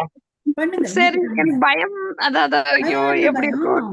இல்ல கைடி மாதாஜி, ஃபர்ஸ்ட் டைம் ஒரு ஸ்டெப் எடுக்கிறதுக்கு தான் பயம் ஒரு மாதிரி தோணும் மாதாஜி. ஒரு விஷயம் மாதாஜி, சொல்லுங்க மாதாஜி. சுதந்திரா தேவி மாதாஜி, ஃபர்ஸ்ட் டைம் நாங்க அந்த மண்டே டு ஃப்ரைடே ஸ்லோகா இது பண்றோம்ல மாதாஜி, அதுல ஃபர்ஸ்ட் டைம் கொஞ்சம் அவங்களுக்கு மிஸ்டேக்ஸ் இருந்தது. செகண்ட் டைம் இப்ப போன ஏகாதசி சூப்பரா படிச்சாங்க மாதாஜி. அதனால மிஸ்டேக் சுதந்திர தான் நீங்க படிங்க, நீங்க அப்ளை பண்ணுங்க மாதாஜி. மாதாஜி, சுதந்திர தேவி மாதாஜி, யாரும் அதுதான் பர்ஃபெக்ட்டா படிக்கிறது கிடையாது. நானும் படிச்சாலும் இன்கேஸ் சூப்பரா படிச்சாங்க மாதாஜி அவங்க. அதனால அதுதான் சொல்றேன். இல்ல உங்களுக்கு இன்கேஸ் உங்களுக்கு தோன்றது லலிதா மாதாஜி எல்லாம் பர்ஃபெக்ட்னாச்சா நான் பெரிய ஜீரோ. ஏன்னா என்னை விட முன்னாடி இருக்காங்களே அவங்க கண்டுபிடிப்பாங்க, இன்னும் இவ்வளவு இப்படி மோசமா படிக்கிறா, டீச்சரா வேற இருக்காங்க, லெவல் 3 வேற சொல்லி கொடுக்குறாங்க, இவ்வளவு மோசமா படிக்கிறாங்கன்னு அவங்க சொல்லுவாங்க. அது உங்களுக்கு தெரியுமா? தெரியாது. அதனால அவங்க படிக்கிறவங்க எல்லாருமே நியூ ஃபைட். நம்ம எல்லாருமே அந்த பேபி இதுலதான் இருக்கும். ஆனா நம்ம வந்து முன்னுக்கு போறதுக்கு விருப்பப்பட்டு போகணும் மாதாஜி. நீங்க பண்ணுங்க. இந்த கிளாஸ் முடிஞ்சோன்னா சரி மாதாஜி. இப்ப பத்மா மாதாஜி அதான் கொஞ்சம் தப்பு வருதுன்னா அதான் தப்பு எனக்குள்ள ஐயோ கிடையாது. இத்தனை நீங்க பேர் பிராக்டிஸ் இருப்பாங்களே பண்ணிருங்க இவன் மாதாஜி, அப்ப அழகா படிச்சிடலாம். நீங்க இப்ப ரீசெண்ட் ஏகாதசி நான் கவனிச்சேனே, ஏன்னா நான் தானே ஷேர் பண்ணிட்டு இருந்தேன். அப்ப பார்த்து சூப்பரா படிக்க ஆரம்பிச்சிட்டீங்க. எல்லாருமே உங்களுக்கு ஒரு அப்படிதான் மாதாஜி. சாப்டர் ஃபர்ஸ்ட் கொடுப்பாங்க டைம் நம்ம மாதாஜி. கண்டிப்பா மிஸ்டேக் பண்ணுவோமா, அதுக்கப்புறம் நமக்கே ஒரு மாதிரி சே நம்ம பிராக்டிஸ் பண்ணியிருந்திருக்கலாமே அப்படின்னு நமக்கு தோணும். பாருங்க, நீங்க உங்களுக்கு பிராக்டிஸ் வந்து பண்ணுங்க மாதாஜி, கண்டிப்பா கேளுங்க ஒரு நிமிஷம். அந்த ஏகாதசி அன்னைக்குதான் உங்களுக்கு பேர் வரும்னு கிடையாது. உங்களுக்கு 2 நாள் முன்னாடியே இந்த சாப்டர் அப்படின்னு கொடுத்துடுவாங்க. அந்த சாப்டரோட ஒரு ஸ்லோகம் 4 டைம் 5 டைம் உங்களுக்கு நல்லாவே வருது. இருந்தாலும் 5 டைம் நான் பண்ணுவேன் அப்படின்னு சொல்லிட்டு 5 டைம் படிச்சு பாருங்க, ஈஸியா வரும். நல்லாவே சரி மாதாஜி. படிப்பீங்க. இப்ப அப்ளை பண்ணிடுறேன் மாதாஜி. இப்ப இப்ப திருப்பி பண்ணுங்க. ஹோப் கொடுத்துருக்கீங்க, அப்படியே பேக் அடிச்சிட்டேன் மாதாஜி. பண்ணக்கூடாது.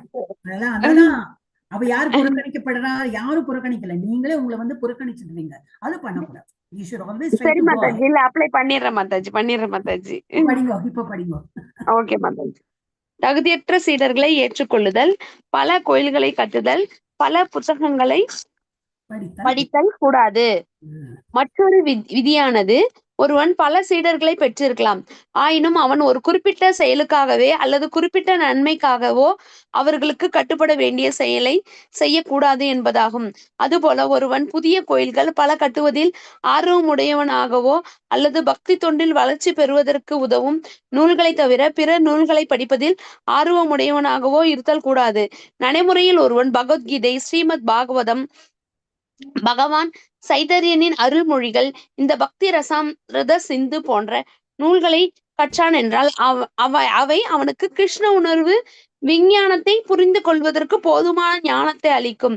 ஒருவன் பிற நூல்களை படித்து சிரமப்பட தேவையில்லை. ஸ்ரீமத் பாகவதம் 7வது காண்டம் 13வது அத்தியாயம் 8வது ஸ்லோகத்தில் நாரத முனிவர் மகாராஜா யுதிஷ்ட மன்னரிடம் சமுதாயத்தின் பல்வேறு பிரிவுகளை பற்றி, அதிலும் குறிப்பாக உலகினை துறந்த சந்நியாச பிரிவுக்குரிய விதிகளை பற்றி விளக்குகையில், சந்நியாச வாழ்க்கைகளையும் ஏற்றுக்கொண்ட ஒருவன் தகுதியற்ற ஒருவனை சீடனாக ஏற்றுக்கொள்ள தடை விதிக்கப்படுகிறான். ஒரு சந்நியாசி சீடனாக வர விரும்புபவன் உண்மையில் கிருஷ்ண உணர்வின் நாட்டம் உடையவன்தானா என்பதை முதலில் சோதிக்க வேண்டும். அவன் அவ்வாறு இல்லை என்றால் அவனை ஏற்றுக்கொள்ளக்கூடாது. எனினும் பகவான் சைதன்யரின் அளவற்ற கருணையின் காரணமாக அவர் எல்லா ஆன்மீக குருக்களும் எங்கும் கிருஷ்ண உணர்வினை பற்றி பேசலாம் என்று அறிவுறுத்தினார்.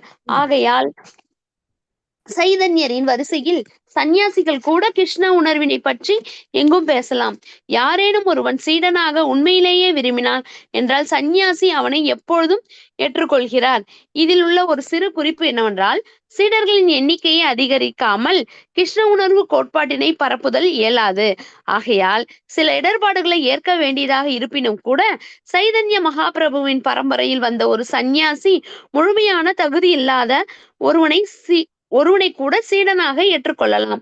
நாளடைவில் அத்தேர்ந்த குருவின் கருணையால் அச்சீடன் படிப்படியாக உயர்த்தப்படுகிறான். எனினும் பெருமைக்காகவோ அல்லது வீண் கர்வத்தினாலோ ஒருவர் சீடர்களின் எண்ணிக்கையை அதிகப்படுத்தினார் என்றால் கிருஷ்ண உணர்வை பார்ப்பதில் அவர் நிச்சயம் வீழ்ச்சியுறுவார். சொல்லட்டும் தானே மாதாஜி? ஹரே கிருஷ்ண மாதாஜி. ஹரே கிருஷ்ணா. நம்ம வந்து இப்ப நம்ம கிளாஸ்லயே எல்லாரும் வந்து நம்ம கிளாஸ்ல எல்லாரும் இது என்னது ஏகாதசியில சாண்ட் பண்றாங்க, அதுக்கு ஒரு பெருமை, அதுக்கு வேண்டி நான் சொல்லவே இல்லை. நீங்க படிச்சா உங்களுக்கு நல்லது இல்லையா? அந்த மாதிரி ஒரு எண்ணத்துல நம்ம என்ன பண்ணோம், எல்லாரும் வந்து பங்கேற்கும். இப்ப நீங்க இன்னைக்கு பங்கேற்க ஆரம்பிச்சிட்டீங்கன்னா நம்ம கிளாஸ்ல 3 பேர் பங்கேற்கிறாங்க. அப்புறம் மெதுவா எல்லாரும் ஆரம்பிப்பாங்க. இந்த மாதாஜி யாரு, பாமினி மாதாஜி, ஸ்ரீலட்சுமி மாதாஜி எல்லாரும் வந்தாச்சு, ஆச்சா அவ்வளவுதான். நம்ம கிளாஸ்ல இருக்கிறதே 5 பேர் தான். இது யாருக்கு பெருமைக்கு வேண்டி கிடையாது. ஆனா சீடர்களை இன்க்ரீஸ் பண்ணணும், நமக்கு பெருமை புகழ், அதுக்கு வேண்டி நம்ம பண்றது கிடையாது. அதே போல வந்து பல கோயில்களுக்கு அந்த மாதிரி வந்து பெருமைக்காக நம்ம வந்து பண்ணக்கூடாது. தகுதியற்ற சீடர்களை ஏற்றுக்கொள்ளுதல், பல கோயில்களை கட்டுதல், பல புத்தகங்கள், என்ன மாதிரி புத்தகங்கள், ஆன்மீகம் இல்லாத புத்தகங்களை அவசியம் இல்ல, யூஸ்லெஸ். அந்த மாதிரிலாம் படிச்சதுனாக்கா அது will not increase our knowledge. அப்புறம் அதெல்லாம் வந்து வேஸ்ட் தான். சோ மற்றொரு விதியானது இருந்து ஒருவன் பல சீடர்களை பெற்றிருக்கலாம், ஆயினும் அவன் ஒரு குறிப்பிட்ட செயலுக்காகவோ அல்லது குறிப்பிட்ட நன்மைக்காகவோ அவர்களுக்கு கட்டுப்பட வேண்டிய செயலை செய்யக்கூடாது என்பதாகும். ஏதோ ஒரு இது இதுக்கு வேண்டி அவனை வந்து சீடனா இருந்தேன் அந்த மாதிரிதான் இருக்கக்கூடாது. அல்லது அது போல ஒருவன் புதிய கோயில்கள் பல கட்டுவது, புதிய நான் வந்து பணம் கிடைக்கிறது, அங்கேயும் கட்டினேன் இங்கேயும் கட்டினேன், பக்தர்களே கிடையாது, அந்த வழக்கை ஏத்துறது கிடையாது. அந்த மாதிரி கோயில நம்ம நிறைய பார்க்கிறோம். அந்த மாதிரி கோயில் வச்சுட்டு என்ன பிரயோஜனம்? கோயில்னா என்னது? நிறைய பக்தர்கள் வரணும், ஜெய ஜெய ஜெய ஜெயன்னு பகவானை பத்தி புகழ் பாடணும், அந்த மாலைகள்லாம் பகவானுக்கு சாத்தணும், பக்தர்கள் நிறைய பக்தர்கள் வரணும், பகவானை புகழ் பாடணும். அந்த மாதிரி இந்த கோயில் தான் வந்து நல்லா இருக்கும். ஒரு நுக் அண்ட் கார்னர்ல நம்ம பார்க்கலாம், எங்க சொசைட்டில ஒரு கோயில், ஆனா யாரும் வந்து வழக்கம் ஏற்ற மாட்டேங்கிறாங்க, ஒரு நிவேதியம் கிடையாது, அந்த மாதிரி பண்றதுல பிரயோஜனம் கிடையாது. ஸோ இந்த மாதிரிதான் அது வந்து பகவானை வந்து கொண்டாடி அந்த மாதிரி பண்ற இடத்துல கோயில்லாம் கட்டலாம். புதிய கோயில்கள் பல கட்டுவதில் ஆர்வமுடையவர்களாகவோ அல்லது பக்தி தொண்டில் வளர்ச்சி பெறுவதற்கு உதவும் நூல்களை தவிர பிற நூல்களை படிப்பதில் ஆர்வமுடையவனாகவோ இருக்கக்கூடாது. நடைமுறையில் ஒருவன் பகவத்கீதை, அப்ப என்ன சிம்பிளா படிக்கலாம்? பகவத்கீதை, பாகவதம், அப்புறம் என்ன கொடுத்திருக்காரு, பகவான் சைத்தன்யரின் சரிதாமிரதம், அதெல்லாம் படிக்கலாம். அருள்மொழிகள், இந்த அப்புறம் பக்தி ரசாமிரத சிந்து, இதெல்லாம் நம்ம வந்து படிக்கலாம். போன்ற நூல்களை கற்றான் என்றால் அவை அவனுக்கு கிருஷ்ண உணர்வு கொஞ்சம் இது முன்னேறலாம். விஞ்ஞானத்தை புரிந்து கொள்வதற்கு போதுமான ஞானத்தை அளிக்கும் ஒருவன் பிற நூல்களை படிக்க சிரமப்பட வேண்டிய அவசியம் இல்லை. அதை படிச்சு, அந்த புராணம் படிச்சு, இதை படிச்சு அதை படிச்சு நாக்கில் வரவும் செய்யாது. ஆனா நான் படிச்சேன். இப்ப நாராயணியம் இருக்கு, எஸ் சொல்லியிருக்காங்க, படிக்க முடிஞ்சா படிக்கலாம். ஆனா நான் அதுல படிக்கிறதுனால, அந்த கிளாஸ் போறதுனால எனக்கு எதுவும் ஜபம் பண்ண முடியல. அப்புறம் எனக்கு நான் விஷ்ணு சாஸ்திரம் டெய்லி படிக்கிறேன், இப்ப அந்த கிளாஸ்க்கு நான் போயிட்டு இருந்தேன், அது வந்து ஏதோ ஒரு கிளாஸ் வருது, கிளாஸா போகலாம், படிக்கலாம். அது போல நிறைய இருக்கு, பிளென்டி. பட் எது இம்பார்ட்டன்டோ அது மாத்திரம் படிச்சுட்டு அவதியும் படிச்சுட்டு இந்த வேற என்னெல்லாம் நம்ம படிக்கிறோமே அதையும் படிக்கணும். அத காரணம் வந்து அந்த ஒரு கிளாஸ் எல்லாம் போனேன், அதெல்லாம் படிக்கிறேன், அதனால இந்த வந்து மெயின் இதை விட்டுட்டோம் அந்த மாதிரி வரக்கூடாது. சிரமப்பட வேண்டிய அவசியம் இல்லைன்னு சொல்றேன். ஏன்னா மூல காரணம் என்னது? அதை படிச்சா போதும். அதே போல ஸ்ரீமத் பாகவதம் 7ஆம் கண்டம் 13ஆம் அத்தியாயத்தில் 8வது ஸ்லோகத்தில் நாரத முனிவர் என்ன சொல்றார்? யுதிஷ்ட மகாராஜர் மன்னனிடம் சமுதாயத்தின் பல்வேறு பிரிவுகளை பற்றி, அதிலும் குறிப்பாக உலகினை துறந்த சன்னியாசி பிரிவுக்கு விதிகளை பற்றி விளக்குகையில். ஏன்னா வந்து யாரு வந்து நாரத முனிவர் யுதிஷ்ட மகாராஜுக்கு வந்து எப்படி துறவு மேற்கொள்ளணும்னா இந்த சன்னியாசி வாழ்க்கை எப்படி வாழணும்னு சொல்லிட்டு சொல்லும்போது, ஏற்றுக்கொண்ட ஒருவன் தகுதியற்ற ஒருவனை சீடனாக ஏற்றுக்கொள்ள தடை விதிக்கப்படுகிறான். அவன் வந்து நல்ல தகுதி உடையவனா பார்க்கலாம். சைத்தன்ய மகாபிரபுவும் அந்த சீடன் வந்து ஒருத்தன் வந்து சோட்டா ஹரிதாஸ், அவன் பேரு ஹரிதாஸ், ஆனா சோட்டா ஹரிதாஸ் கூட அவனுக்கு என்னதான் வந்து எல்லாம் பண்ணுவோம், ஆனா வந்து பெண்ணாசை மாத்திரம் அவனுக்கு போகல. ஆனா அதுதான் மெயின் இம்பார்ட்டன்ட். சன்னியாசிகளுக்கு பெண் சகவாசமே இருக்கக்கூடாது, ஏன்னா அதுல வந்து மனசு விட்டு போயிடும். அதனால்பட்ட இவாள்லாம் வந்து ரம்பா உர்வசி பெரிய முனிவர்களோட என்னது அந்த தபஸ் எல்லாமே கலைக்கக்கூடிய அந்த வந்து ஆற்றல் அவங்களுக்கு உண்டு. ஏன்னா இவங்க வந்து மனசு வீக், இவங்களுக்கு மனசு வீக்கா ஆஹா என்னாலும் நடனம் ஆடுறா, என்ன அழகா பாடுறா அப்படின்னு போயிடும், மனசு போயிடும். அதனால வந்து சகவாசம் வேண்டாம் பெண்கள் வந்து. அதனால இன்னைக்கு வந்து என்னென்ன பிரபஞ்சம் நம்ம பார்த்துட்டோம், போறோம் இல்லையா, கோயிலுக்கெல்லாம் போனோம்னாலும் கட்டுக்கு போய் நிக்கிறது. ஏன்னா அவங்களுக்கு நைஷ்டிக பிரம்மச்சாரி, அவங்கள கல்யாணம் பண்ணிக்கல, அந்த சகவாசம் இல்லாம வாழறாங்க. அவங்க பக்கத்துல இருக்கும்போது ஏதோ ஒரு ஸ்மெல்லு, ஏதோ பூ வச்சுருக்கோம், அந்த ஒரு ஸ்மெல்லு ஈர்க்கப்பட்டு ஆஹா அப்படின்னு அவங்க திரும்பி பாக்குறாங்கன்னா அவங்க பண்ற பாவம் நமக்கும் வந்து சேரும். அவங்க பாதத்தை தொட்டு நமஸ்காரம் பண்ணுறது, ஆஹா நமக்கு இதை தொட்டாங்களே, நல்லா சாஃப்டா இருந்தது அவங்க விரல், ஏதோ ஒரு ஃபீலிங் வந்துடும் அவங்களுக்கு. Human being. ஆனா அவங்க வந்து விரதத்தோட அவங்க வந்து அவ்வளவு வந்து ஸ்ட்ராங்கா இருக்கும்போது நம்ம அதை வந்து கலைக்கக்கூடாது. அதுக்கு என்ன பண்ணணும், நம்ம வந்து ஒதுங்கிடணும். தூரக்கிறதுன்னு ஒரு வணக்கம் செலுத்தலாமே, கிட்டக்குதான் போகணும்னு நல்லா கிடையாது. அதனால எப்பவுமே நம்ம ஷுட் பி வெரி கேர்ஃபுல். அப்ப நம்ம வந்து இந்த மாதிரி சீடர்களை வந்து ரொம்ப பார்த்துதான் நம்ம வந்து ஏற்றுக்கணும். அந்த மாதிரி கொடுத்துருக்குது. சன்னியாச வாழ்க்கையை ஏற்றுக்கொண்ட ஒருவன் தகுதியற்ற ஒருவனை சீடனாக ஏற்றுக்கொள்ள கூடாது. உண்மையில் கிருஷ்ண உணர்வில் நாட்டம் உடையவன் தானா, முதல்ல அது பார்க்கணும். அவன் வந்து எப்பவுமே கிருஷ்ண பக்தியில இருக்கானா பார்க்கணும் என்பதை முதலில் சோதிக்க வேண்டும். அவன் அவ்வாறு இல்லை என்றால் அவனை ஏற்றுக்கொள்ளக் கூடாது. எனினும் பகவான் சைத்தன்யரின் அளவற்ற கருணையின் காரணமாக அவர் எல்லா ஆன்மீக குருக்களும் எங்கும் கிருஷ்ண உணர்வினை பற்றி பேசலாம் என்று அறிவுறுத்தினார். இருந்தாலும் அவர் வந்து எல்லாரும் இது ஏத்துண்டார், கரெக்ட். அது வந்து தேசம் காலம் இதெல்லாம் பார்க்காம எந்த ஜாதி எந்த மதம் இருந்தாலும் நம்ம ஏத்துக்கலாம். இவர் தானே இல்லையா நம்ம ஹரிதாஸ் நாமாச்சாரியா, அவர் பேரு நாமாச்சாரியா என்னன்னா அவ்வளவு வந்து அவர் ஜபம் பண்றார். அவர் முஸ்லிம், பேசிக்கலி இஸ் அ முஸ்லிம். இருந்தாலும் அவருக்கு வந்து நாமத்துல அவ்வளவு ருச்சி கண்டு அவர் பண்ணும்போது அவரே ஏத்துன்னு விட்டார். நீ வந்து வேற மதத்துக்காரன் அந்த மாதிரிலாம் வந்து அவரை விலைக்கு வைக்கல. சோ நம்ம இஸ்கான்லயும் அப்படி பார்த்தோம்னா கிருஷ்ண உணர்வுல இருக்கிறவங்க யாரெல்லாம் கிருஷ்ண உணர்வோட இருக்காங்களோ அவங்க எல்லாம் வாங்க, இவங்கெல்லாம் தான் பக்தர்கள் அப்படின்னு பாக்குறோமே தவிர வேற ஒரு பேராமீட்டரும் கிடையாது. தெர் இஸ் நோ அதர், எந்த குலம் ஜாதி மதம் ஒன்றும் கிடையாது. நீ வந்து கிருஷ்ண உணர்வுல நீ எவ்வளவு தேர்ச்சி பெற, நீ உன்னை வந்து நாங்க ஏற்றுக்கிறோம் அப்படின்னு சைத்தன்ய மகாபிரபு அந்த மாதிரி ஆரம்பித்தார். ஆகையால் சைத்தன்ய வரிசையில் சன்னியாசிகள் கூட கிருஷ்ண உணர்வினை பற்றி எங்கும் பேசலாம். யாரேனும் ஒருவன் சீடனாக உண்மையிலேயே விரும்பினான் என்றால் சன்னியாசி அவனை எப்போதும் ஏற்றுக்கொள்கிறார். இப்ப என்னது கிருஷ்ண உணர்வு அதுதான் வேணும். பேசிக்கலி ஒரு கிருஷ்ண கான்சியஸ் மைண்ட் இருக்கு அவனுக்கு, அவனை ஏத்துக்கலாம். உனக்கு வேற ஸ்கிரிப்சர்ஸ் தெரியாது, வேற ஒண்ணும் தெரியாதுனாலும் பரவாயில்ல, ஹரே கிருஷ்ண மகாமந்திரம் சொல்லி நீ இதையாவது படி, பகவத்கீதா தெரியலைனாலும் நோ ப்ராப்ளம். அதனால எப்பவுமே நம்ம பகவத்கீதாக்கு செகண்டரி இம்பார்ட்டன்ஸ் தான் கொடுக்கணும். ஃபர்ஸ்ட் என்னது, ஜபம் பண்ணு. 18 days கோர்ஸ்ல என்ன பண்றோம், 6 மணிக்கு முன்னாடி வாங்க, ஜபம் பண்ணுங்க. அப்புறம் மெதுவா பிரணத்தி படிங்க அப்படின்னு ஆரம்பிக்கும். பிரணத்தினா என்னது, எல்லாருக்கும் வந்து குருவுக்கு வந்தனம், பிரபுபாதுக்கு வந்தனம், எல்லா ஆச்சாரியர்களுக்கு வந்தனம், கிருஷ்ணனுக்கு வந்தனம், ராதைக்கு வந்தனம், இந்த மாதிரி எல்லாம் அதை படிச்சுட்டானா அப்புறம் மெதுவா we can introduce பகவத்கீதா. ஆனா ஃபர்ஸ்ட் நான் பகவத்கீதா படிக்கணும். பகவத்கீதா ஆனா கிருஷ்ண உணர்வே கிடையாது.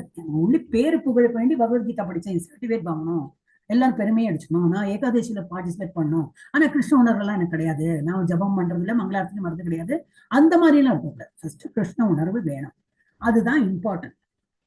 சோ ஒரு சன்னியாசி அவனை எப்போதும் அந்த மாதிரி உள்ளவனை ஏற்றுக்கொள்கிறார். இதில் உள்ள ஒரு சிறு குறிப்பு என்னவென்றால், சீடர்களின் எண்ணிக்கையை அதிகரிக்கிறதுக்கு வேண்டி நீ வந்து ஓகே நீ வா அப்புறம் சரியாயிடுவ, நீ வா, என்ன உனக்கு கிருஷ்ண உணர்வு இல்லையா, சரி அதெல்லாம் வந்துடும் ஆட்டோமேட்டிக், ஒன்றும் வராது. ஃபர்ஸ்ட் கிருஷ்ண உணர்வு தான் வரணும். அது வந்தாதான் அவனை சீடனா எடுத்துக்க முடியும். ஜஸ்ட் எனக்கு சீடர்கள் நிறைய வேணும். நம்ம கிளாஸுக்கு நம்ம வந்து இப்போ அதுக்கு நான் எவ்வளவு பேர் எடுத்துட்டேன் இல்லையா, சும்மா பேர் அளவுல 20 பேர் இருக்காங்க, வாட்ஸ்அப் பார்த்தா 30 பேர் இருக்காங்க, ஆனா கிளாஸ்ல வர்றது ஒரு 7-8 பேர் தான். என்ன பிரயோஜனம்? சரி உங்களால முடியலையா போங்க. அந்த மாதிரிதான் நான் அந்த மாதிரி எத்தனை பேரை இறக்கிட்டேன் இல்லையா, உங்களால வர முடியல. அப்ப யாரு ரெகுலரா ஒழுங்கா வந்திருக்காங்களோ அவங்க மாத்திரம் இருந்தா வரும். அது கையில ஒரு 5 பேர் இருந்தாலும் போதும். அந்த ஒரு சீடர்களை இன்க்ரீஸ் பண்ணணும்னு சொல்லிட்டு அது அப்பதான் என்னோட வந்து இயக்கம் நல்லா நடக்கும். இவ்வளவு சீடர்கள் இருக்கார்கள், இவ்வளவு பேர் இருக்காங்க, பிரயோஜனம் கிடையாது.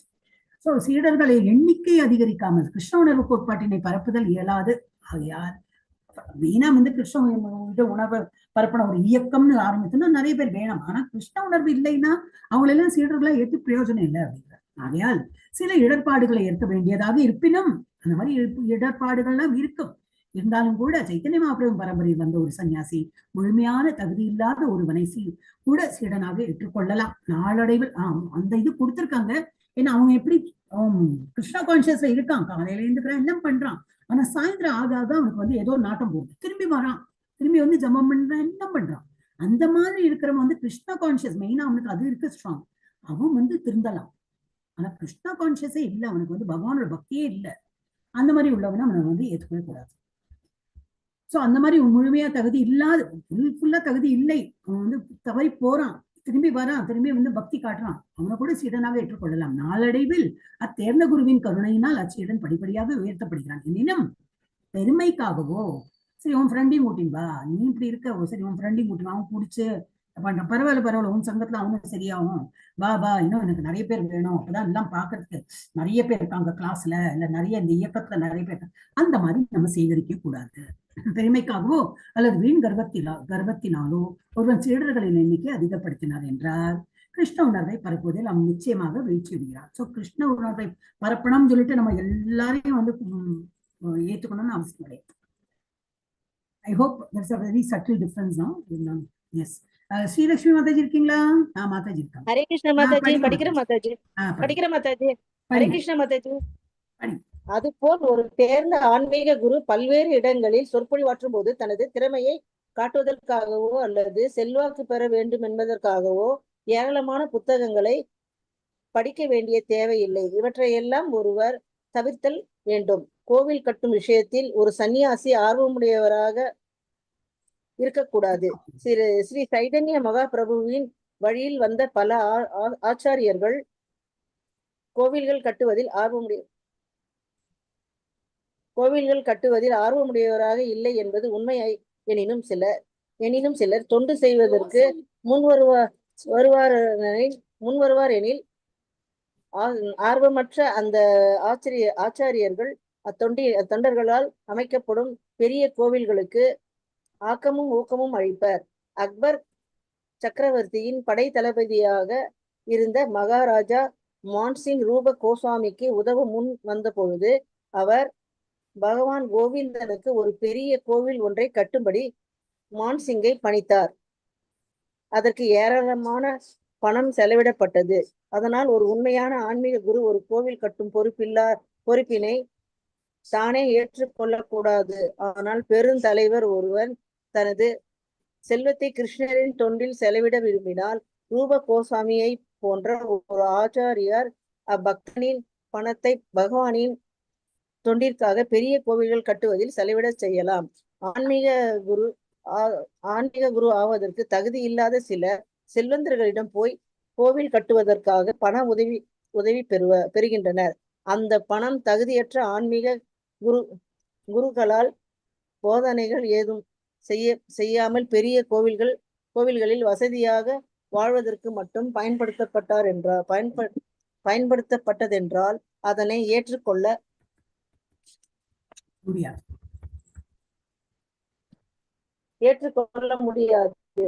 அதாவது ஆன்மீக வளர்ச்சி என்ற பெயரில் ஒரு ஆன்மீக குரு கோவில்கள் கட்டுவதில் ஆர்வம் கொள்ள தேவையில்லை.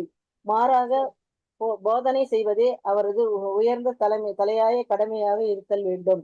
இது தொடர்பாக சீல பக்தி சித்தாந்த சரஸ்வதி கோஸ்வாமி மகாராஜா ஏராளமான புத்தகங்களை அச்சிட்டு வெளியிடுதல் நன்று என்று பரிந்துரைக்கிறார். ஒருவனிடம் பணம் இருந்தால் அவன் கோவில் கட்டுவதற்கு பதிலாக கிருஷ்ண பக்தி இயக்கத்தை பரப்புவதன் பொருட்டு தனது பணத்தை பல்வேறு மொழிகளில் அதிகாரப்பூர்வமான நூல்களை வெளியிடுவதில் செலவிட வேண்டும்.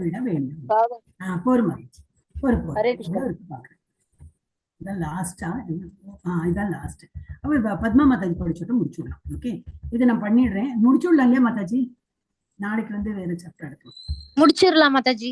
ஓகே, நம்ம ஏற்றுக்கொள்ளக்கூடாது. அது பார்த்தோம் இல்லையா? தகுதியற்ற சீடர்களையோ இது படிச்சுட்டோம், ஏற்றுக்கொள்ளக்கூடாது இது பார்த்தோம். அதுபோல ஒரு தேர்ந்த ஆன்மீக குரு என்ன பண்ணலாம்? பல்வேறு இடங்களை சொற்பொழிவு ஆக்கி அவங்க வந்து அந்த மாதிரி பண்ணிதான் வந்து ஒரு சீடனை உருவாக்கி அவன் கொடுக்குற வந்து காசு பணத்துலதான் வந்து கோயிலுக்கு கட்டலாமே தவிர இவன் ஒரு பெரிய செல்வந்தர், அவன்கிட்ட பணம் இருக்கு, நானும் சொற்பொழிவெல்லாம் அவனுக்கு இன்ட்ரெஸ்டும் கிடையாது, நானும் ஒன்னும் அங்கெல்லாம் போயிட்டு சொற்பொழிவு பண்ணல, ஆனா அவன் வந்து பணம் தரான்னா அது வந்து அது சரியான காரியம் கிடையாது. அவன்கிட்ட பணம் இருக்குன்னு சொல்லிட்டு அவன் எப்படி சம்பாதிச்சானோ அதெல்லாம் இது கிடையாது. அவன்கிட்ட போதனை கொடுக்கணும். சோ அது போல ஒரு தேர்ந்த ஆன்மீக குரு பல்வேறு இடங்களில் சொற்பொழிவு ஆற்றும் போது தனது திறமையை காட்டுவதற்காக எனக்கு இவ்வளவு இது தெரியும் அந்த மாதிரி ஒரு தற்பெருமையோடு இருக்கக்கூடாது. அல்லது செல்வாக்கு பெற வேண்டும் என்பதற்காக ஏராளமான புத்தகங்களை படிக்க வேண்டிய அவசியம். ஃபர்ஸ்ட் அதான் சொல்லியிருக்காங்க. இப்போ வந்து சில பேரோட இது உண்டு, நீங்க கவனிக்கலாம். அவன் வந்து ஒரு teacher, for example I will tell you very simple example. என்னன்னா, ஒரு டீச்சர் வந்து எப்படின்னா, மேபி ஓகே ஸ்கூல்ல வந்து அந்த மாதிரி சொல்லுவாங்க, பிஎட் படிச்சிருக்கீங்களா, எம்எட் படிச்சிருக்கீங்களா, வேற என்ன தகுதி இருக்கு, நீங்க என்னெல்லாம் படிச்சிருக்கீங்க. ஸ்ரீலக்ஷ்மி மாதாஜி அவங்க கேட்கலாம். ஆனா சொல்லி கொடுக்கற தகுதி ஒண்ணு வந்து டிஃப்ரெண்ட். அது வந்து only with BEd MEd PhD அதெல்லாம் படிச்சேன் அதெல்லாம் நான் டீச்சர் ஆயிட்டேன். நோ, நீ பிஹெச்டி எல்லாம் படிச்சிருக்கலாம். அந்த கோட்டெல்லாம் நீ வந்து யாருக்கு 7th ஸ்டாண்டர்ட் 8th ஸ்டாண்டர்ட் படிச்சிருக்க, நீ அந்த கோட்லாம் நீ 7th standard 8th standard cross பண்ண முடியாது. அப்போ எப்படி இருக்கணும் டீச்சர்னா, you should come to the level of that student. 18 days கோர்ஸ்ல நான் சொல்லி கொடுக்குறேன்னா, நான் வந்து 6th லெவல்ல இருக்கேன், பாவதம் எனக்கு தெரியும், பாவதத்துல அது இது எல்லாம் சொல்லி அப்படி இப்படி என்னெல்லாம் சொல்றாங்கப்பா, என்னெல்லாம் சொல்றாங்க, எதெல்லாம் கருத்து சொல்றாங்க, எனக்கெல்லாம் ஒண்ணுமே புரிய மாட்டேங்கிறது அப்படின்னு அந்த ஸ்டூடெண்ட் நினைச்சதுன்னா, then you are not a successful teacher. நம்ம டீச்சரா இருக்கிறதுக்கு ஒரு அறிகுறி என்னன்னா, we should go to the level of the student. இந்த ஸ்டூடெண்ட் என்ன லெவல்ல இருக்காங்களோ அந்த லெவல்ல போய் சொல்லிக் கொடுக்கணும். ஒரு கேஜி டீச்சருக்கு என்ன சொல்லிக் கொடுக்கணும், அவங்க படிச்சிருப்பாங்க, கிராஜுவேட்டா தான் இருக்கும். அவங்க வந்து பெரிய ஒரு மேத்ஸும் இதெல்லாம் சொன்னா அந்த குழந்தைங்களுக்கு புரியாது. அவங்களுக்கு ONE1 TWO2 சின்ன கிளாஸ்க்கு அதுதான் சொல்லிக் கொடுக்கணும். இல்லை எனக்கு அதுக்கு மேல தெரியும்னா அது ஒன்னும் படிச்சிருக்க, அது வேற விஷயம். பட் நான் ஸ்டூடெண்ட் யாரு, பேசிக் இது படிக்கிற ஸ்டூடெண்ட் லெவல்ல நம்ம வந்து இறங்கி வரணும். ஸோ இந்த ஆன்மீக குருவும் அந்த மாதிரிதான். அவன் நிறைய புஸ்தகம் படிச்சு நிறைய அறிவு வளர்த்திருக்கலாம். ஆனால் அந்த திறமையை காட்டுவதற்காக நான் வந்து ஒரு வந்து கிளாஸ் எடுக்கிறேன், உங்களுக்கு I got a platform to show my progress, எனக்கு என்னெல்லாம் ப்ரொஃபிஷியன்சி இருக்கோ அதை காட்டுறதுக்கு வேண்டி நீங்க கிளாஸ் எல்லாம் நான் எடுக்கிறேன். நோ, அது வந்து செய்யக்கூடாது.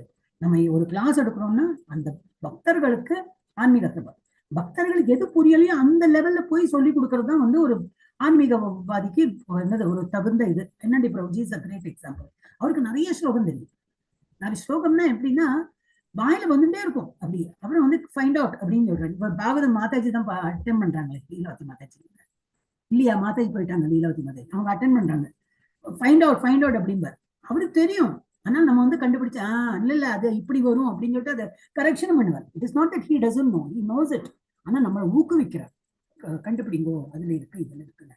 ஸோ அது போல ஒரு தேர்ந்த ஆன்மீக குரு எப்படி இருக்கணும்னாக்கா, பல்வேறு இடங்களில்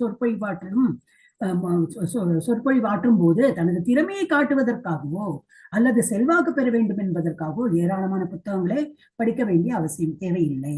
அதான் படிச்சு நம்ம இம்ப்ரெஸ் பண்றோம் ஸ்டூடெண்ட் அவசியமே இல்லை.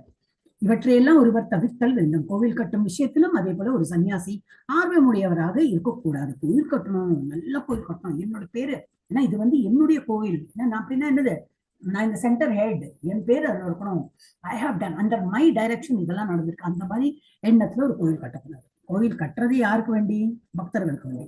அந்த பக்தர்கள் நல்லா வந்து படிக்கிறாங்களா, இப்போ காலேஜ் நம்ம பண்றோம், யாருக்கு வேண்டி, அவர் தான் படிச்சு முடிச்சு எல்லாம் ஆயிடுச்சு, அவர் எதுக்கு இப்போ யூனிவர்சிட்டி கட்ட வேண்டிய அவசியமே இல்லை. அவர் எந்த கட்டுறாரு, பக்தர்களுக்கு வேண்டி கட்டுறாரு. இங்க வாங்கோ, இருங்கோ, இங்கே படிங்கோ, ஃப்ரீ எஜுகேஷன், ஃப்ரீ சாப்பாடு, ஃப்ரீ. அந்த மாதிரி இருக்கும்போது என்னதுன்னா என்னது அந்த மாதிரி அவர் கட்டுறது யாருக்குன்னா பக்தர்களுக்கு வேண்டிதான் கட்டுறாரு. இல்லையா? ஸோ அந்த ஒரு நம்ம வி ஷுட் அண்டர்ஸ்டாண்ட் கன்செப்ட் எப்படி அப்படின்னு. இல்லை இவருக்கு அதுல எல்லாம் என்ன ஒரு இல்ல சொந்த பேர்ல ஏதாவது பண்றாரு, ஒன்றும் கிடையாது. இதெல்லாம் வந்து நாளைக்கு ஏதாவது ஆச்சு போச்சுனாக்கா இதெல்லாம் ஒரு ஜிபிசி அதெல்லாம் வேற ஒரு இதுல போகும். அவருக்கெல்லாம் ஒன்றும் அதுல கிடையாது. ஸோ என்னன்னாக்கா தன்னுடைய வந்து இது இன்க்ரீஸ் பண்ணி என்னுடைய புகழ் பரப்பணும்னு சொல்லிட்டு அவர் வந்து அந்த மாதிரி நினைத்துட்டு நிறைய புத்தகங்கள் படிக்கக்கூடாது. படிச்சா சொல்லிக் கொடுக்கறதுக்கு உதவும். அந்த மாதிரி இவற்றையெல்லாம் ஒருவர் தவிர்த்தல் வேண்டும். கோவில் கட்டும் விஷயத்தில் ஒரு சன்னியாசி ஆர்வமுடையவராக இருக்கக்கூடாது. ஸ்ரீ சைத்தன்ய மகாபிரபுவின் வழியில் வந்த பல ஆச்சாரியர்கள் கோவில்கள் கட்டுவதில் ஆர்வமுடையவர்களாக இல்லை என்பது உண்மையே. எனினும் ஆனா அதுக்குன்னு கோவிலே கட்ட மாட்டேன், அப்ப எப்படி பக்தர்கள் கூடுவா? பக்தர்கள் கூடணும்னாக்க கோயில் அங்க வந்து வழிபடணும், எல்லாரும் ஜபம் பண்ணணும், நம்ம இதை பகவானுக்கு தொண்டு புரியணும், அதெல்லாம் பண்ணிட்டு ஒரு கோயில் கட்டவும். ஆனா எல்லாராலையும் முடியுமா? முடியாது. நான் அதே தீவிரமா நினைச்சுன்னு அது பண்ணுமா? அதுவும் கூடாது. ஸோ நான் பேலன்ஸ்டா நம்ம இருக்க தெரியும். ஸோ ஆர்வமுடையது இல்லை என்று உண்மையில் எனினும் சிலர் தொண்டு செய்வதற்கு முன் வருவார்கள் எனில் ஆர்வமற்ற அந்த ஆச்சாரியர்கள் அத்தொண்டர்களால் அமைக்கப்படும் பெரிய கோயில்களுக்கு ஆக்கமும் ஊக்கமும் அளிப்பார். என்கிட்ட நிறைய டிவோட்டிஸ் இருக்கா, அன்பளிப்பு கொடுக்கறதுக்கு ரெடியா இருக்காங்க, அவங்க வந்து they are ready to serve the Lord. நான் நீங்க கோயில் எழுப்புங்க, நான் வந்து எல்லாம் பூ எல்லாம் உங்களுக்கு வந்து இதெல்லாம் கொடுக்குறேன், நான் வந்து அர்ச்சகரா இருக்கேன், நான் அதை பண்றேன் இதை பண்றேன், இந்த மாதிரி எல்லாம் ரொம்ப இன்ட்ரெஸ்டா இருக்கும் போது எஸ் அந்த மாதிரி டைம்ல yes you can make a கோயில். பண வசதியும் வருது, எல்லா வசதியும் வந்து பண்ணலாம், அந்த ஊக்கமும் அளிப்பார். அக்பர் அது ஒரு எக்ஸாம்பிள். அக்பர் சக்கரவர்த்தியின் படை தளபதியாக இருந்த மகாராஜா மான்சிங் ரூப கோஸ்வாமிக்கு உதவ முன் வந்த போது அவர் பகவான் கோவிந்தனுக்கு ஒரு பெரிய கோவில் ஒன்றை கட்டும்படி மான்சிங்கை படித்தார். ரொம்ப இன்ட்ரெஸ்டடா எஸ் நான் வந்து கடன் பட்டிருக்கேன், எனக்கு வந்து ரொம்ப இன்ட்ரெஸ்டா இருக்கு, அப்போ நான் வந்து உதவுறதுக்கு தயாரா இருக்கேன் அப்படின்னு. அப்போ ஓகே, இவ்வளவு இன்ட்ரெஸ்டா இருக்கீங்கன்னா ஒரு கோயில் கட்டிடுங்க, அந்த மாதிரி ஒரு வேலை கொடுத்தாரு. அதற்கு ஏராளமாக பணம் செலவிடப்பட்டது. அதனால் ஒரு உண்மையான ஆன்மீக ஒரு கோவில் கட்டும் பொறுப்பினை தானே ஏற்றுக்கொள்ளக்கூடாது. ஆனால் நானே ஏத்துக்கிறேன், நானே என்னோட சொந்த இதுல பண்றேன், அந்த மாதிரி எல்லாம் ஏற்றுக்கொள்ளாம எல்லாம் பக்தர்களாலதான் வந்து. இப்ப என் பிரபுஜி வாய்க்கவே அதான் சொல்றாரு, எந்த பக்தர் என்ன பைசா எவ்வளவு பைசா ஒண்ணும் தெரியாது, அந்த கோயில் கட்டியாச்சு, இப்ப யூனிவர்சிட்டி கட்டுறாங்க, கோசாலை கட்டியாச்சு, எல்லாம் வந்து இப்படி இது அவ்வளவு பக்தர் கூட்டம் வந்து எல்லாத்தையும் பண்றாங்க அப்படின்னு. ஆனால் பெருந்தலைவர் ஒருவன் தனது செல்வத்தை கிருஷ்ணனின் தொண்டில் செலவிட விரும்பினால் ரூப கோஸ்வாமியை போன்ற ஒரு ஆச்சாரியார் பக்தனின் பணத்தை பகவானின் தொண்டிற்காக பெரிய கோயில்களை கட்டுவதில் செலவிட செய்யலாம். ஆனா பக்தர்களுக்கு இன்ட்ரெஸ்ட் இருக்கு, எனக்கு ஓகே தான். ஆனா பக்தர்கள் ரொம்ப இன்ட்ரெஸ்ட் எடுத்து பண்றாங்கன்னா அதுக்கு என்ன பண்ணேன், நானும் உங்களுக்கு வந்து ஒரு ஹெல்ப் பண்றேன், எப்படி எல்லாம் கட்டணும் வந்து இதெல்லாம் ஐடியாஸ் கொடுக்குறேன்னு சொல்லிட்டு பண்ணலாம். ஆன்மீக குரு ஆவதற்கு தகுதியில்லாத சில செல்வந்தர்களிடம் போய் கோயில் கட்டுவதற்காக பணம் உதவி பெறுகின்றனர். அந்த மாதிரி ஆயிடும். இப்ப எனக்கு கோயில் கட்டுறது பணம் தட்டுப்படுறது. இப்ப என்ன பண்ணலாம், பக்தர்களும் கொடுக்க மாட்டேங்கிறாங்க. ஆனா எனக்கு பணம் இது கோயில் கட்டி ஆகணும். அப்ப என்ன பண்ணலாம், சரி அந்த பொலிட்டீஷியனை பிடிக்கலாமா, அந்த கூண்டாவை பிடிக்கலாமா, அவன் எப்படி பணம் சம்பாதிச்சானே தெரியாது. ஆனா ஏதோ இதுல அவனை வந்து மடக்கி சரி நீ பணம் கொடு, அதனால கோயில் கட்டு, அந்த மாதிரி இருக்கக்கூடாது. பணம் உதவி பெறுகின்றனர். அந்த பணம் தகுதியற்ற ஆன்மீக குருக்களால் போதனைகள் ஏதும் செய்யாமல் பெரிய கோயில்களில் வசதியாக வாழ்வதற்கு மட்டும் பயன்படுத்தப்பட்டது என்றால் அதனை ஏற்றுக்கொள்ள அந்த மாதிரி கோயில் கட்டக்கூடாது, முடியாது. அந்த மாதிரி ஏற்றுக்கொள்ள முடியாது. அதாவது ஆன்மீக வளர்ச்சி என்ற பெயரில் ஒரு ஆன்மீக குரு கோயில்கள் கட்டுவதில் ஆர்வம் கொள்ள தேவையில்லை. பெரிய ஒரு கோயில்லாம் கட்டணும்னு ஆசை இல்லை. ஆனா இருந்தால் பக்தர்களுக்கு சௌரியம், பக்தர்கள் விருப்பப்படுறாங்க, அவங்களே முன் வந்து பண்றேன்னு சொல்றாங்க, எல்லாரும் பணம் கொடுக்குறாங்க, ஓ நீங்க உங்களுக்கு விருப்பம் இருக்கா, சரி அப்ப நான் வந்து கட்டுறேன், உங்களுக்கு வந்து உறுதுணையா இருந்து நான் கட்டுறேன், அந்த மாதிரிதான் இருக்கணும். ஆன்மீக குரு கோயில்களை கட்டுவதில் ஆர்வம் கொள்ள தேவையில்லை, மாறாக போதனை செய்வதே அவரது உயர்ந்த தலையாய கடமையாக இருத்தல் வேண்டும். இது தொடர்பாக ஸ்ரீல பக்தி சித்தாந்த சரஸ்வதி கோஸ்வாமி மகாராஜ் ஏராளமான புத்தகங்களை அச்சிட்டு வெளியிடுதல் அதை விட என்னது, நிறைய புத்தகங்களை வெளியிடுங்க. நம்ம பிரபுபாதுக்கு அதுதான் வந்து அவர் வந்து அட்வைஸ் பண்ணார். என்னது, நிறைய எப்பெல்லாம் பணம் கிடைக்கிறதோ நீங்க வந்து புத்தகம் கொடுங்க. ஏன்னா நம்ம உரை ஆற்றுறோம், நம்ம இல்லை, நம்ம வந்து பேச்சு கொடுக்குறோம் இல்லைன்னு தெரியாது. ஆனா புஸ்தகம் இருந்ததுன்னா என்னது, எப்போ வேணாலும் அது வந்து இட் வில் லிவ் லாங். அவங்க நம்ம எழுத்து மூலமா வந்து எல்லாரும் படிப்பாங்க.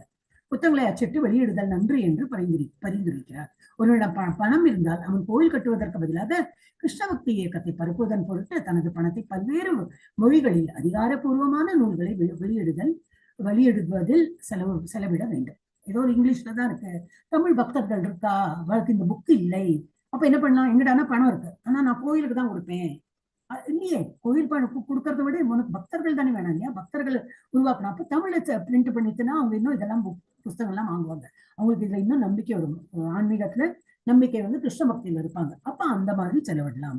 கோயிலுக்கு தான் கட்டுவேன், கோயில்ல தான் பணம் போடுவேன், அந்த மாதிரி நினைக்கக்கூடாது. எஸ், லாஸ்ட் பத்மா மாதாஜி படிக்கிறா, யார் படிக்கணும், மாதாஜி லீலாவதி மாதாஜி நீங்க தான் படிக்கணும். சாதாரண செயல்களில் கூட நேர்மையுடன் நடத்தல் வெற்றி தோல்வியினை சமமாக கொள்ளுதல். பத்ம புராணத்தில் கிருஷ்ண உணர்வில் ஈடுபட்டிருப்போர் தங்களுக்கு ஏற்படும் உலகியல் ஆதாயம் அல்லது இழப்பினால் வருந்தக்கூடாது. ஒருவனுக்கு செல்வ இழப்பு ஏற்படினும் கூட அவன் சிறிதும் துன்புறாது தன் மனதுள் எப்போதும் கிருஷ்ணரையே சிந்தித்துக் கொண்டிருத்தல் வேண்டும் என்று குறிப்பிடப்பட்டிருக்கிறது. இதன் பொருள் என்னவென்றால், ஒவ்வொருவரும் எப்போதும் உலகியற் செயல்களை பற்றியே சிந்தித்துக் கொண்டிருக்கிறான். அவன் அச்சிந்தனையில் இருந்து விடுபட்டு தன்னை முற்றிலும் கிருஷ்ண உணர்விற்கு மாற்றிக்கொள்ள வேண்டும் என்பது ஆகும். நாம் முன்னரே விளக்கியுள்ளபடி கிருஷ்ண உணர்வின் அடிப்படை கொள்கையாக இருப்பது எப்போதும் கிருஷ்ணரை பற்றி சிந்திப்பதே ஆகும். உலகியல் இழப்புகளினால் ஒருவன் துன்புறுதல் கூடாது, மாறாக அவன் தனது மனதினை பகவானின் தாமரை திருவடிகளை பற்றி சிந்திப்பதில் செலுத்த வேண்டும். ஒரு பக்தன் துக்கத்திற்கோ மதி மயக்கத்திற்கோ ஆளாக கூடாது. பத்ம புராணத்தில் பின்வரும் கூற்று ஒன்று காணப்படுகின்றது. சோகம் மற்றும் சினத்தினால் ஆட்கொள்ளப்படுபவன் மனதில் கிருஷ்ணர் இருப்பதற்கு சாத்தியமே இல்லை. அடுத்தது படிக்கவா மாதாஜி? படிச்சு முடிச்சிருங்க. தேவர்களுக்கு அளிக்க வேண்டிய மரியாதையினை ஒருவன் புறக்கணிக்க கூடாது. ஒருவன் தேவர்களின் பக்தனாக இல்லாது இருக்கலாம், அதற்காக அவன் தேவர்களை அவமதிக்க வேண்டும் என்று பொருள் அல்ல. சான்றாக ஒரு வைணவன் சிவபெருமான் அல்லது பிரம்மதேவனின் பக்தன் அல்லன், ஆயினும் அவன் உயர்ந்த தேவர்களுக்கு எல்லா மரியாதைகளையும் அளிக்க கடமைப்பட்டவன் ஆவான். வைணவ சித்தாந்தத்தின்படி ஒருவன் சிறு எறும்புக்கு கூட மரியாதை அளிக்க வேண்டும். பின்னர் சிவபெருமான் மற்றும் பிரம்மதேவன் போன்ற உயர்ந்த தேவர்களை பற்றி கூற என்ன இருக்கிறது? பத்ம புராணத்தில் கிருஷ்ணர் அல்லது ஹரியே தேவர்களின் தலைவர் ஆவார். ஆகையால் அவர் எப்போதும் வழிபடத்தக்கவரே. அதற்காக ஒருவன் தேவர்களுக்கு அவமரியாதை செய்தல் வேண்டும் என்று பொருள் அல்ல என்று கூறப்பட்டிருக்கிறது. எந்த ஒரு உயிருக்கும் துன்பம் இழைக்க கூடாது. கொஞ்சம் மேல போயிடுச்சு. மகாபாரதத்தில் ஒருவன் ஓர் உயிர் பொருளுக்கு துன்பம் தருபவனாகவோ அல்லது அதன் மனதில் துன்பத்திற்கு இடம் தருவதற்கு காரணமாகவோ இல்லாதவனாகவும் ஒரு தந்தை தன் குழந்தைகளிடத்து நடந்து கொள்வதை போல் அன்புடையவனாகவும் தூய மனம் உடையவனாகவும்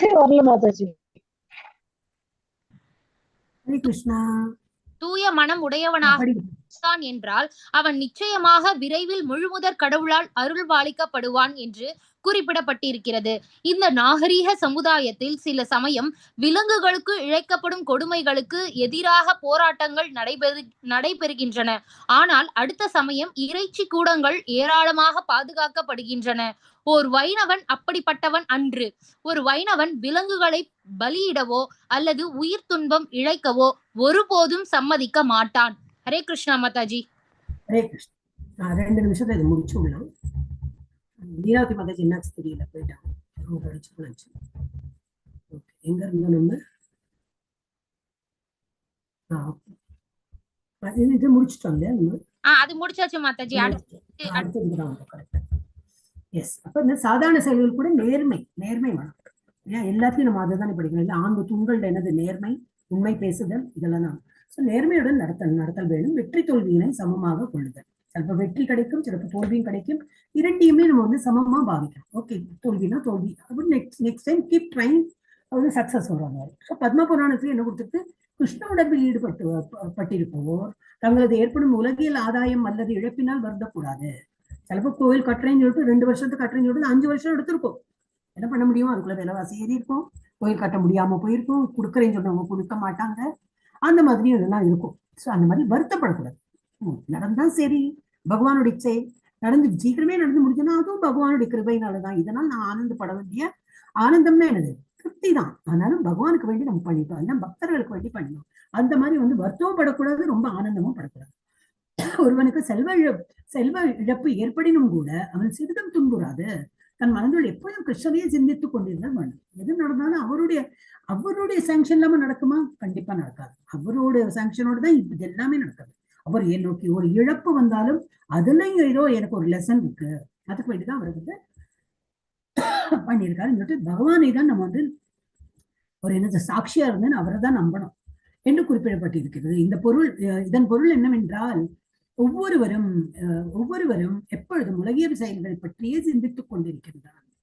அவன் அச்சிந்தனையிலிருந்து விடுபட்டு தன்னை முற்றிலும் கிருஷ்ண உணர்வுக்கு மாற்றிக்கொள்ள வேண்டும் என்பதாகும். எது இருந்தாலும் வெற்றி தோல்வி இதெல்லாமே நம்ம வந்து பர்சனலா எடுத்துட்டு வெற்றி கிடைச்சதுதான் நல்லது, நல்ல மார்க்ஸ் கிடைச்சது ரொம்ப நல்லது, கொஞ்சம் கம்மியா எடுத்து வச்சா அந்த மேத்ஸ்ல இன்னும் கொஞ்சம் கூட வாங்கிருக்கலாம், எல்லாம் பர்சனலா எடுத்துக்கணும். இல்லை, இது எல்லாமே பகவானுடைய இஷ்டப்படிதான் மார்க்கே கிடைச்சிருக்கு. எனக்கு ஒரு ஜாப் கிடைச்சது, தேங்க்ஸ் டு பகவான். எனக்கு ஏதோ ஒரு பதவி உயர்வு கிடைச்சது, தேங்க்ஸ் டு பகவான். என்னை வந்து ஒரு நல்ல என்னது calibre, I have that calibre, எனக்கு வந்து அது ஒரு தகுதி இருக்கு என்று என்னை நினைத்து ஒருத்தன் ஜாப் கொடுத்தானே, அதுக்கு கிருஷ்ணருக்கு தான் நான் நன்றி சொல்லணுமே தவிர அந்த மாதிரி எல்லாமே வந்து கிருஷ்ண உணர்வோடு இருக்கணும். அதுதான் வந்து இம்பார்ட்டன்ட் அப்படிங்கிறாங்க.